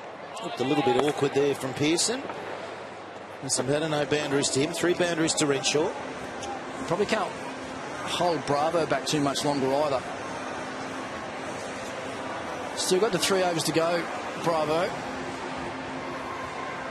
And it's got all the feelings that it's going to come down to the wire, but quite often that these games can slip away from you before you get to the end, and it's important that you've used your best bowlers before that last over. Yeah, he's got to bowl the next one, doesn't he? Although Zampa's got 1 to go, he's only gone for 1 for 12. Challenge really is to stop these singles. 1s and 2s. This pair haven't tried to hit boundaries. Just need to find a way to have the man hitting to the fielders inside the circle. Try and get some dot balls. It's not like he hasn't tried. 8 bowlers been used so far. And push hard for 2 again here as well, but won't get them on this occasion. That's the problem with the small total, isn't it? You've got to keep on a roll with the wickets, otherwise it can settle very quickly with a good, intelligent partnership, and that's what Renshaw's been able to do. Just play a natural game, strike for 112, that's enough. That's why I think Maxwell has just got to go on the attack a little bit more in terms of bringing that field in. He's trying to do that. He's trying to build the dot balls.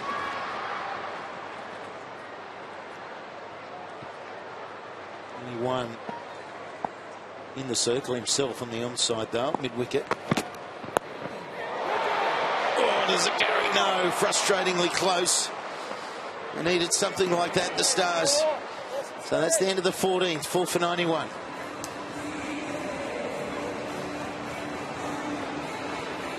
It's well bowled from Stoinis. Trying something different. And Renshaw second guessing, or he's playing 2 shots to that ball. Could easily have gone down third man's throat. Just not enough pace on the ball.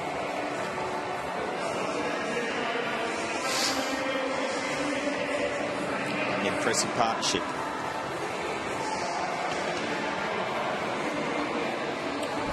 Four for 91, the Brisbane Heat. Max Bryant looked good for 24. Brendan McCullum held out to Maxwell off Bravo. Chris Lynn, LBW to Zampa for a dart. Matt Renshaw's been the one that's held this innings together, and he's done a very, very good job. He's 37 not out now from 33.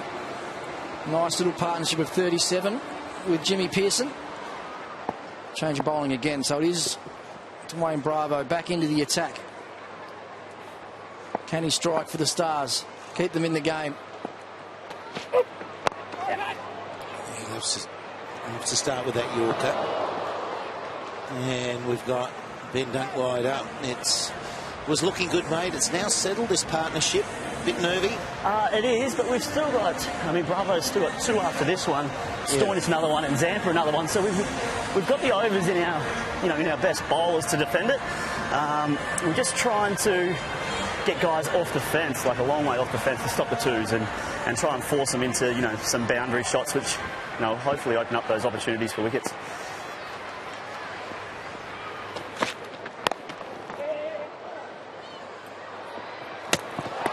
Good fielding, it's good running as well. Seemed like a noticeable change of intent from these 2 batsmen to the ones that came before. Yeah, well, they've been a little bit more blue collar and have run a little bit harder, and their boundaries have come from using the pace, whereas we might certainly make the mistake, which is unforgivable on our home ground, of trying to power the ball in front of the wicket. They're big boundaries, 82 metres, where you won't find a bigger ground in the world, I don't think, and that should have been an advantage for us, and we just let an opportunity slip there. Yeah, and that's what we're saying. This is Renshaw's natural game now, isn't it? Yeah, absolutely. Hopefully he's starting to get a little bit tired. And he can't run the 2s as fast. We've had a couple of little half run-out chances, so one of those would be nice. Ben Cutting's a power hitter as well, so that can play into our hands. He's in next, so yeah, it's really tight. Like I said, I'm pretty confident in the bowlers we've got to come. Good on you, Ben. Well, we've got a shot of Cutting in the dugout. He looks nervous. Good to know. We'll talk soon. Yeah, thanks. Just got to get him out there. That power hitting could hurt them as well. Nicely played. Yeah, it's in control. It is in control, this run chase. Well, they're favourites now. I think they went from being almost out of the game. I agree. To now being well and truly in control. Well, it can change very quickly, we know that. Just takes what to break this partnership, have Cutting come in, him go quickly, and then all of a sudden you're left with the tail. But I've been impressed with the way their placement and their running, and just how they've summed up the situation of the game has been first class. This will be close. Oh, misfield. Is that Ben? It is. Do we go back out to him? I don't think we should. No, we'll let him go. No, pick up clean there and throw and hits. He'll be frustrated with that one. Look. Oh. Well, he just said we've had a couple of sort of half run-out chances, didn't he? There's another one there. Hit that quite hard, Renshaw. Got to dunk quite quickly. I think if he had gathered that cleanly and had a shot at the stumps, he would have been short. He's got to look to get a wicket here. Either use that slow ball or even a bouncer. There it is, bouncer. And beautifully played. It's a class shot from Jimmy Pearson. Finds the fence. A deep forward square. He went for the wicket there, Bravo. Looking for a top edge, but on this occasion, Pearson was just too good. 15 gone, 4 for 100. Makes it a whole lot easier now. But a drink coming out. I'm sure there's a message to this partnership. 46 from 41. It's been under control. So 35 from 30. And all looked to be going sour, and it certainly was. The big hitters they rely on.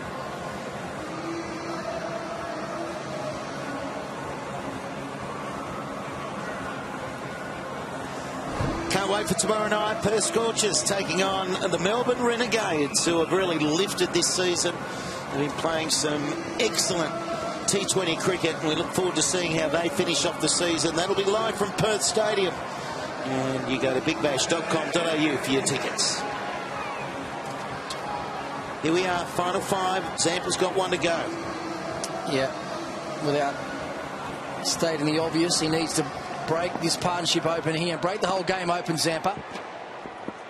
Will he toss it up? Will he be courageous enough to try and get a big shot out of Renshaw? Oh. There you go. I think he hit that straight into himself. He's right in the middle of the bat, straight into his chest, I reckon. They've been busy, haven't they? I think that's what we've admired about this. It's all been about working the ball around, 1s and 2s.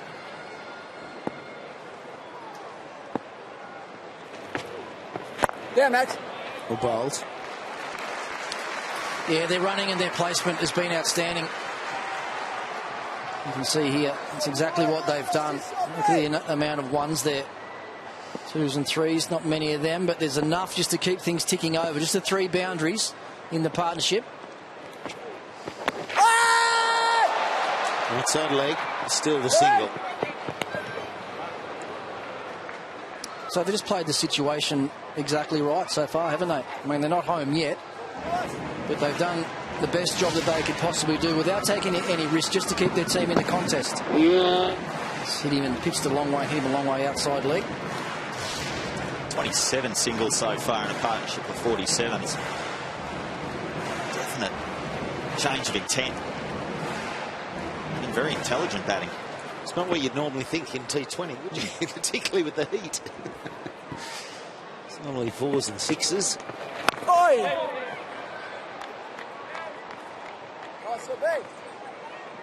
It's almost worth, I know it's all in hindsight, but you could have broken up the big hitters and put Renshaw up the top, like earlier.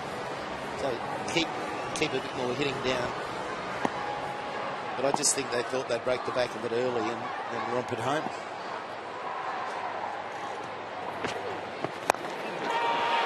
Oh, has he made an error? No. He comes back for 2. I thought he drilled it down long off. Just sliced it enough. He did. Hit it bad enough that it actually just faded away from the man at long off. A couple of the Brisbane boys probably aren't that used to this temperature in Melbourne tonight. No, they're not waving the towels. They're using them as a blanket. It's not that cold. Well, it's not where we are. Oh! That's what he's done so well. Just work it off the stumps. All in control. 30 from 24. And 4 to go. 4 for 105.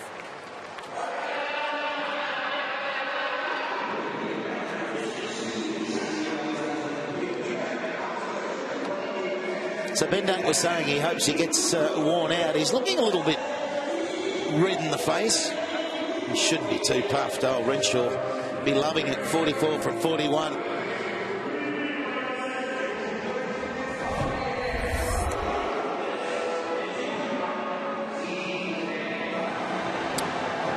we said pre-game that this is a very big game for the Brisbane Heat. They had to win this game just to try and stay in touch.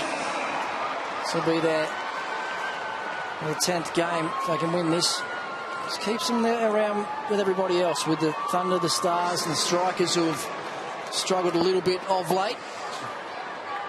Stoinis back into the attack now. Still only got the 4 men up inside the circle. I think Renshaw likes this angle too. Looks to lay the ball off down to third man. Oh, bang. Hard back down the ground. Probably only one. Yeah, good work. Just smoke that. He's a tall man. There's a bit of work to do for Bird down there. You don't have much time to think when they come back this hard. Stoinis, it was past him. Fortunately for him, it wasn't at him. Really one of the first forceful shots we've seen from Renshaw so far. He's nudged and played deflections. Yeah, just need that one over, Dirk, don't they? About 12 or 15. Just to get that. Get it under 6 runs and over. It's 7.57. It's just one over. But then at the same time, the Stars get 1 or 2 wickets quickly, and they're believing again. Challenge is who they're getting that off. They've got Bravo down one end, still to bowl 2. Oh, this man, Pearson, is getting better and better.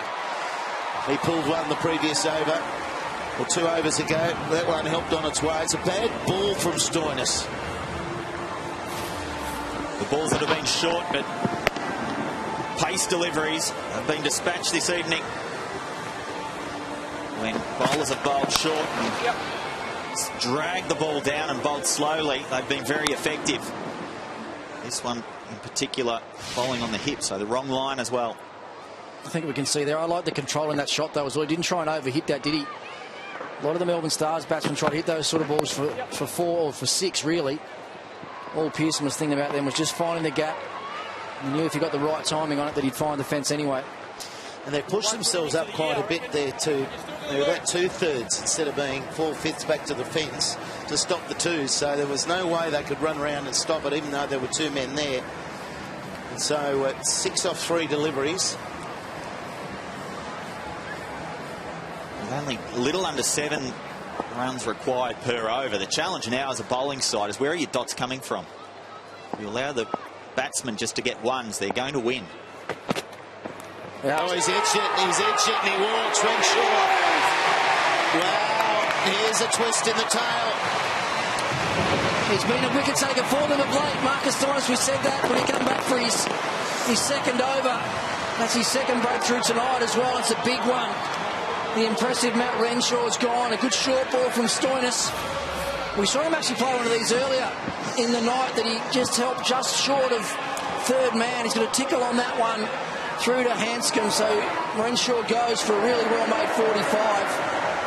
Game on now, boys. 5 for 111.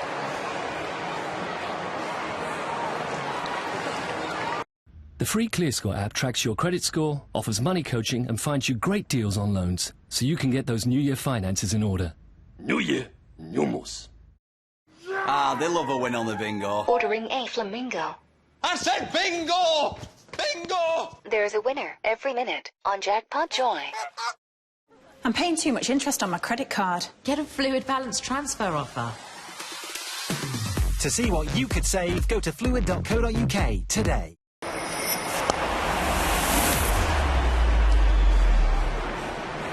And welcome Ben Gutting. He could finish it in 1 over if he wanted to. That's the hitting power that he possesses. But no need to do that. There's plenty of balls remaining. 20. We've got helmet cam. There he is looking at the field. Some batsmen look where the fielders are, some look at the gaps. And that chops and changes whether you're hitting the field or not. I'm pretty sure that Ben Cuttings is thinking about getting up the other end. Being saying, where do you get your ones from? Durkee, where does he get his dots from? They've got to get him nice and tight here, make him hit the ball past the infielders. Try and get a couple of dots at the end of this over. Oh, there's one. That's good.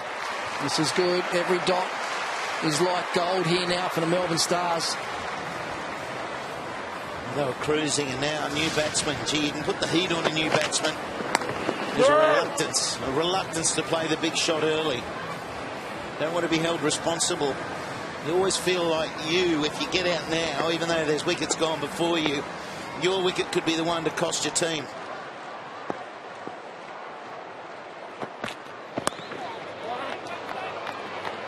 Nicely guided. We've got 3 overs remaining. It's game on. They need 23 for victory, the Heat.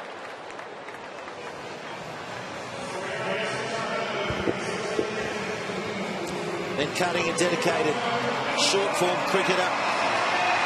Everyone who plays with him says that he's the first to training, last to leave. So professional. And Pearson has got himself going. He's 25 from 20.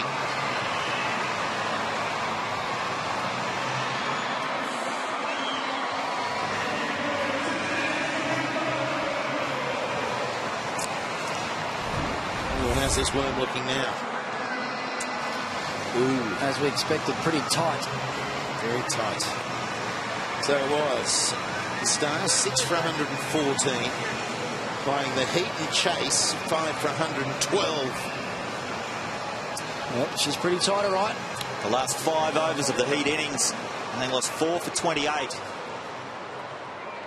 Sorry, the Stars innings rather. Still the Heat's to lose this one. They should get home from here.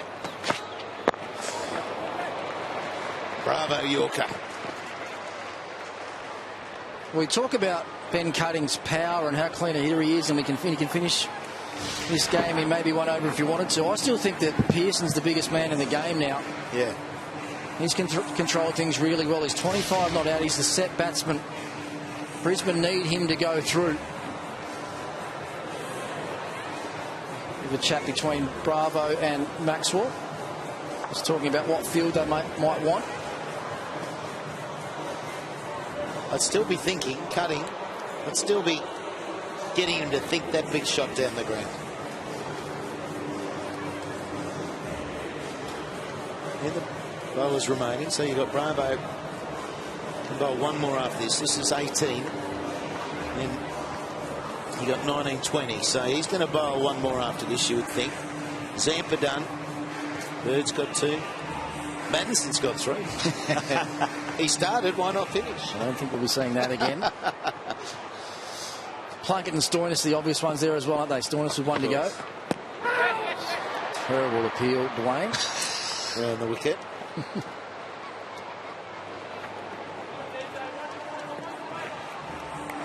Get Cutting thinking big shot. If I'm Maxwell, I'm still thinking the Heat are going to get these runs.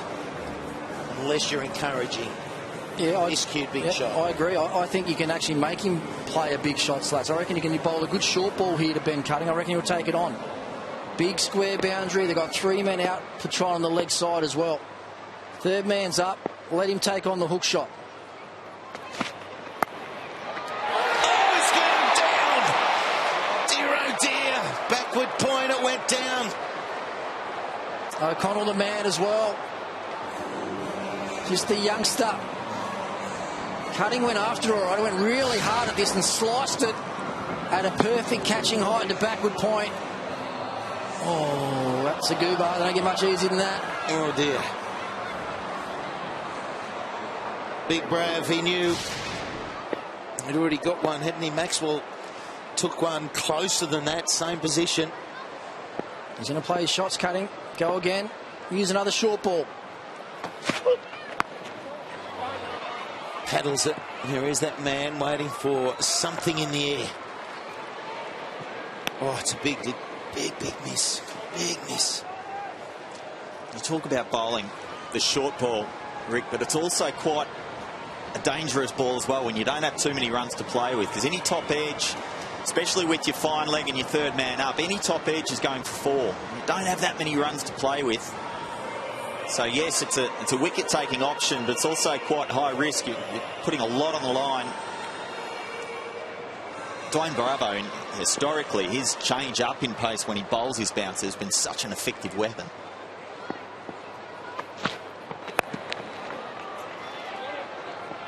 We're looking for 2 here. Pearson was thinking about it. Good fielding, really good fielding in the deep. It's got to be a feature now. 2.1 overs remaining, 19 from 13. So there's no doubt Pearson cutting. They are thinking a boundary. They need a boundary or 2. So there is a big shot. Needs to be played soon. Will that bring about an error? You might just look to get through this over now, not give Bravo another wicket.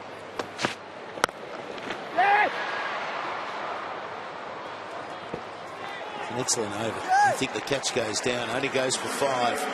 So with 12 balls remaining, they need 18, the Heat.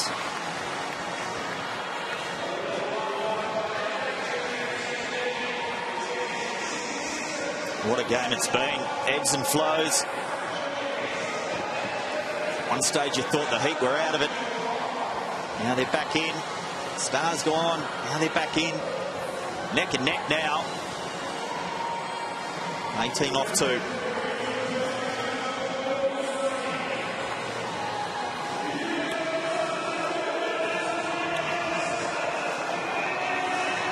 Well, the Brisbane Heat 5 for 117. It's 2 overs to go. They need 18 runs from those. And if the Heat lose tonight, is it their season over? You probably think it is. I still think they're favourites in this game. Marcus Stoinis, it's going to be to bowl the 19th over. Ben Cutting on strike. 3 men deep on the leg side, long off, and a deep point for Cutting. Did you camp back here, Rick, expecting a slow ball? Yep, he would. I don't think he's going to be anything pitched up at all, Durkee. It's going to be everything into the wicket with some changes of pace. Clubs it. Yeah, baseball shot down the ground.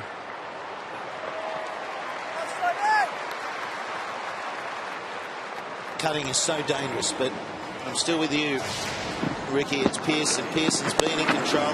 The thing about Cutting is 2 shots and the game's gone because he hits so well down the ground. So what I like about Cutting is he goes the right way when he's looking to hit. But Pearson has been in control. He's all of a sudden thinking about another boundary. The 2 that he's hit have been pull shots. Yeah, they sort of sucked the fielders in, didn't they, with some really good running. The Renshaw and Pearson partnership, but just sucked all the outfielders just in a little bit tighter, didn't it? Didn't want to give up too many easy 2s, and then when you suck them in like that, drag them in, it's easy to get one past them. Oh, it's a miss hit. He's going to be taken. Oh, dear, the Heat. The Heat are in trouble. Had to think boundary. Once again, a slower ball works magic. Dragging the pace off this. Pearson trying to force it down the ground. Only managing thickish edge. Just spoons it straight down. Maxwell makes no mistake. Are there any more twists in this game? 6 wicket falls. It's 118.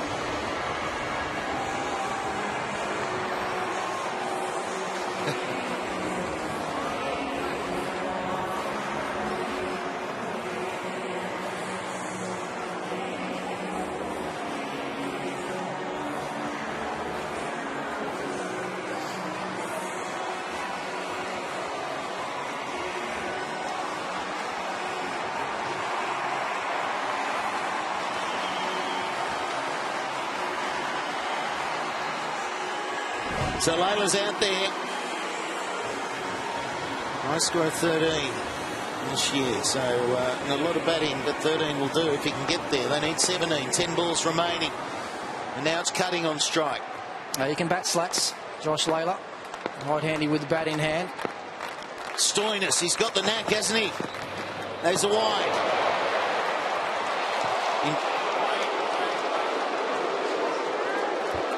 Ben, the tension, the nerves. Yeah, look, fair enough to me, though. It looked like it was quite comfortably over the batsman's head. Oh, get out of it, Rick. We're not playing the Hurricanes. Dunky, you under control out there? Yeah, we are. Look, it's taken us 19 overs to sort of get them to this point. I thought that partnership before we're doing, you know, exactly the opposite of what we wanted to. A couple of good overs, and we've just squeezed them enough now that they're playing the big shots. And like I've said the whole time, this is as big a ground as you'll play at. So fingers crossed, if we can get cutting and give Bravo anywhere in double figures to play with, I think we're in the game. Or I think we'll win. Well, let's slip back your way. Good luck, mate.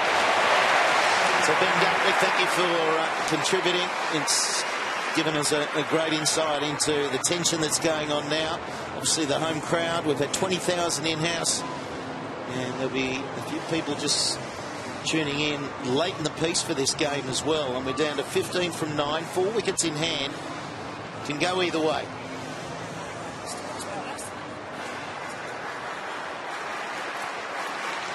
Stoinis, 3 balls remaining. He's got 3 for. Got 40 odd. He's got 3 for. He's doing it again. He's hard man to keep down at the minute. He's got that golden touch, hasn't he? I think he's going to need it again here as well. Layla on strike. He'll look to go over mid-off or hard to the leg side. Here he is, hard to the leg side, but he's picked out the man who was very, very close in there as well. Evan Goldbush was the man at deep backward square. That's got to him like a traceable. I reckon you can see Glenn Maxwell's reaction here. Look, what are you doing that close? 2 or 3 metres either side. That's beating him to the fence. Oh, easily. He's out there thinking save 2. He was almost saving a single. It was that tight. So 14 from 8. Stoinis, has he got another wicket in him? 3 for 21. He's on song.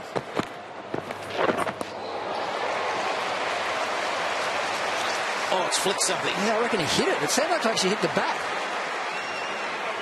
He's a bit disappointed with that, Ben Cutting. Just not to get a little bit more bat on that. Fine legs up inside the circle as well. It's a risky ball to bowl. He's gloved that. He's absolutely gloved that. Oh, ball short though. He just needed to get a bit more on. He was swinging so hard. It's interesting watching him in hitting mode. He stands very upright to start with. He's looking to go down ground. He's gone straight in the air. These aren't easy to take under the pressure, but not tonight. Too easy. Marcus Stoinis does it again. Picks up 4 for 21 now at the end of his 4 overs. And it's the danger man, Ben Cutting, that he picks up last. Courageous ball, slow and wide, Cutting knew it straight away. And Jackson Bird was the man standing under it at cover. He's got very, very good hands. Jackson Bird comfortably taken. And you reckon they're not happy, the Stars boys. Glenn Maxwell, look at the reaction there. That's what it means to them. So Cutting on his way for 6. Brisbane Heat 7 for 121 with not much batting left. What a phenomenal game we've seen. 134. Ben Dunk has said a couple of times how brainless some of their batting was. Not working to the ground, they know. All those catches when they were batting caught in the deep, they could have done it better. But gee, the Heat have made a meal of this run chase. Just goes to show how quickly this game can change. Wind the clock back 2 overs to go. The Brisbane Heat were in total control, weren't they? The run rate was hovering around 7 and over. Renshaw and Pearson were going along beautifully, but bang, bang, couple of wickets. And the game changes. They're still batting there, 3 wickets. A lot of slower balls, Dirk. We're going to see a lot of slower balls now. Set the field, every man back, 4 men in the deep on the leg side. Around the wickets, going to bowl slow into the legs. It's a full toss. It's been sliced straight to the man at deep point. There's another one. 3 or 4 yards either way. And that's a boundary. He had third man up inside as well to a tail end of that. It's amazing how many times the tail enders get those down to third man. It's not the percentage ball at all. You wouldn't think that you're going to bowl a fast one from there, especially with that angle and third man up inside the circle. Don't want to put the mocker on Brad, but he got hit for the most sixes in the CPL recently. He loves bowling at the death, but he gets that length wrong. Well, it means two things, doesn't it? You go for a lot of sixes and you get a lot of wickets. He gets a lot of wickets at the death as well. 13 from 5. 2 big shots. Are they there? There's the slow ball. Layla removed so early. It's nearly hit the leg stump. Yeah, I've got my fast bowling mate beside me with his arms out saying, why is that not a wide? That's missed. He's bowling around the wicket and he's missed the leg stump. That's got to be a wide. He's still going like that. Well, I think as soon as he moved. Yeah, I'm with you. I'm with you. It's exactly the ball he needs to bowl, though. That style of delivery. Good luck hitting that over the fence on the leg side. Crucial for the Heat, this one. Oh, yeah. No, run out. He's getting away from the Heat. Bravo, those first 3 balls, despite the second one maybe being a wide. He's doing the job, finishing it off. For a lack of communication there between Layla and Doggett. It's one thing they should have said at the start of the over, those two. If there's anything that you're playing miss out, we're just going to run. Anything that goes through to the keeper, we're going to run. They obviously hadn't had that conversation. When Layla didn't even look up, did he? Just turned his back. Doggett was already committed halfway down. So that brings Mitchell Swepson to the crease. Not the worst batsman. I'm not sure he's got the power to clear those big boundaries on the leg side. And it doesn't look like to me as well that Layla's picking the slow ball, so we might just see 3 more slow balls coming here. Why not? Yeah, why not change? Yeah, don't change it. That angle round as well. There's another one. That's not enough. Wowee. It's remarkable that it gets to this. 134, you would think, was never enough. And it's just the way that Heat went about it early on, and we saw the way that should be done. Renshaw in the middle, Pearson, rotating strike, very few dot balls. Yeah, look, I think at times that big Bash Brother hitting, if it's not going to come off for you and you've got a smallish total, you've got to get your game plan sorted to the game or the innings that you're chasing. And I think sometimes it's all bust. It's bust or nothing. Instead of just changing a game plan up. It's spectacular when it comes off. But that's when you're chasing 180. They needed the win. They needed to be smarter about it. They need 2 sixes from here. It'll run away for 4. It's not enough. No, it's not going to be enough now. Just keep your foot behind the line and don't bowl one over waist tight, please, Dwayne. I tell you, they're about to break a record here as well, the Melbourne Stars. The lowest total ever defended at the MCG is 136, right back in 2012. We know the trend through the last 11 games as well. The team that's chased has won 10 of those games. Not tonight. Won't be taken in the deep. They'll come back for 2. And the Melbourne Stars are the Stars this evening at home, and their home crowd are loving it. Well, that's an awesome win. They got off to a great start with the bat, let it all slip away with some bad batting, like Ben Dunk said. Started well with the ball, but then Renshaw and Pearson just wrestled the game back into the Brisbane Heat's favour. With some quality death bowling from Stoinis and Bravo. Some good work from the spinners through the middle has been enough for the Melbourne Stars to get across the line. What a game of cricket we've just seen there, boys. And I wouldn't be surprised. This launches them into the top 4. It gives them momentum. It gives them something to believe. You asked Glenn Maxwell at the start, are you on a roll? We're getting there. And tonight is the sort of win that could get you into the final and allow you to maybe win it. Bravo was fantastic. A number of really good individual performances. But Stoinis, what a start. This is the Stars' closest win ever, which is quite remarkable in the 8th season. Is this enough to give them, like we talked earlier, wet sail towards the finals?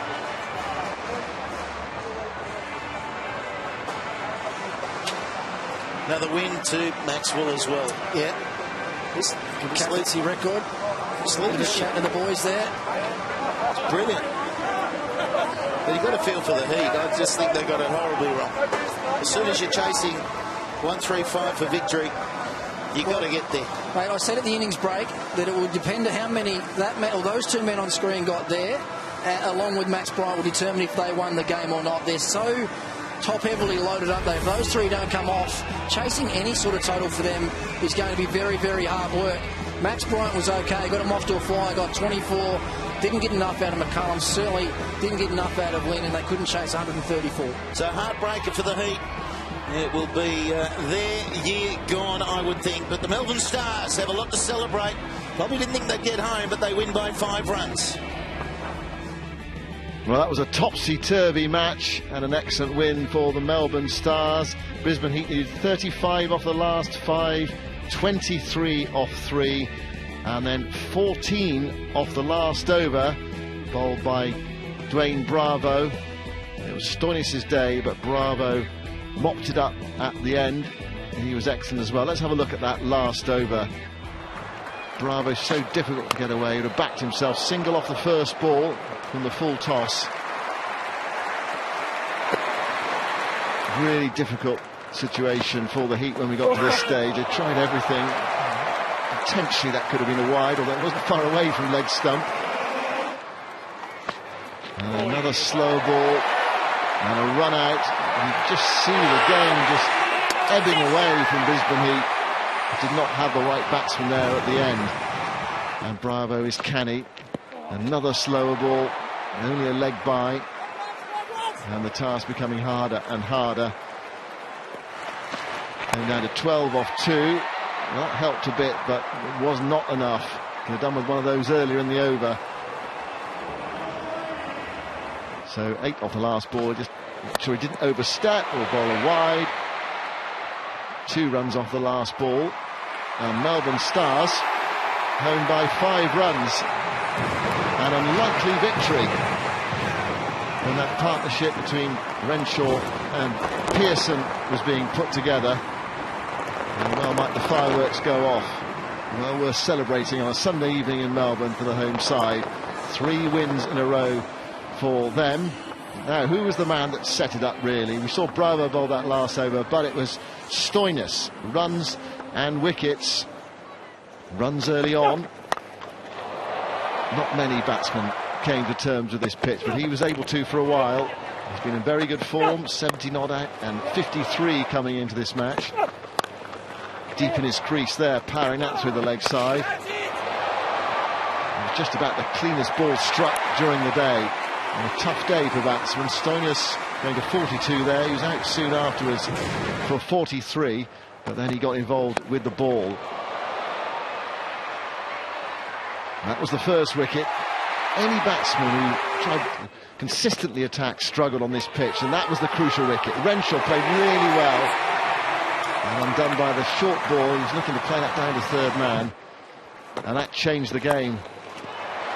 And again, batsmen looking to attack, often perished in the deep. Catch for Maxwell, that was Pearson out for 26.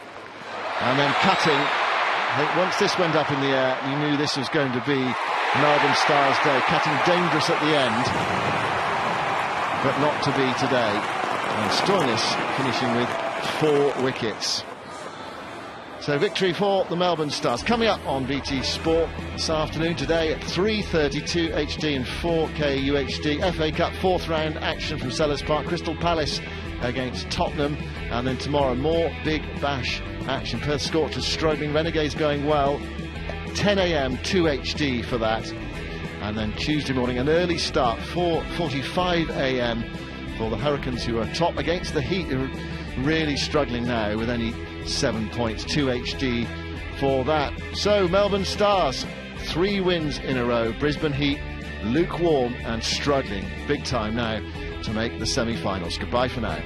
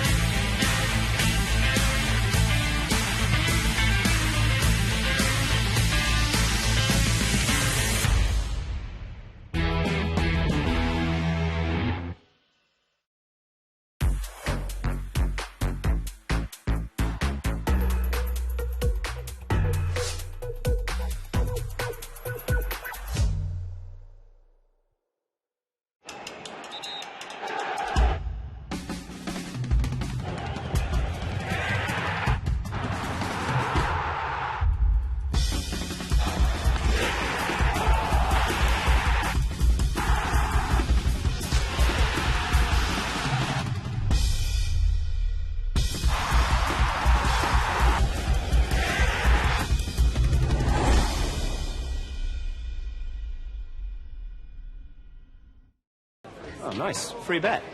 What do you reckon? No brainer, mate. No brainer, mate. Nobody no-brainers the hunch. Free bet time. Brain cells, go! Bookings. 3.2, much average. I like it. Both teams to score. 78% chance. Now we're talking.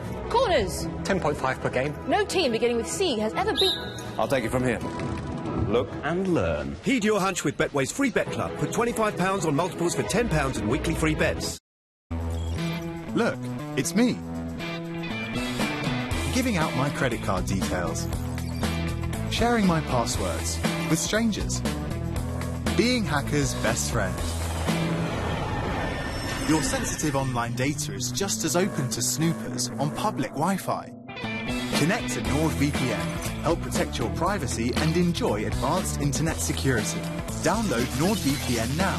30-day money-back guarantee. Riviera Travel River Cruises promise memories to last a lifetime with 8-day river cruises from just $1199. Visit rivieratravel.co.uk. Gusto, the recipe box packed with flavour, precise ingredients and easy to follow steps, and 50% off your first box. Go to gusto.co.uk. The free ClearScore app tracks your credit score, offers money coaching and finds you great deals on loans, so you can get those New Year finances in order. New Year, Numos. The world is changing thanks to technology, and so is the world of media. At All Response Media, we use technology to make TV advertising as effective and affordable as pay-per-click for many clients. We use sophisticated proprietary systems enabling us to drill into performance data.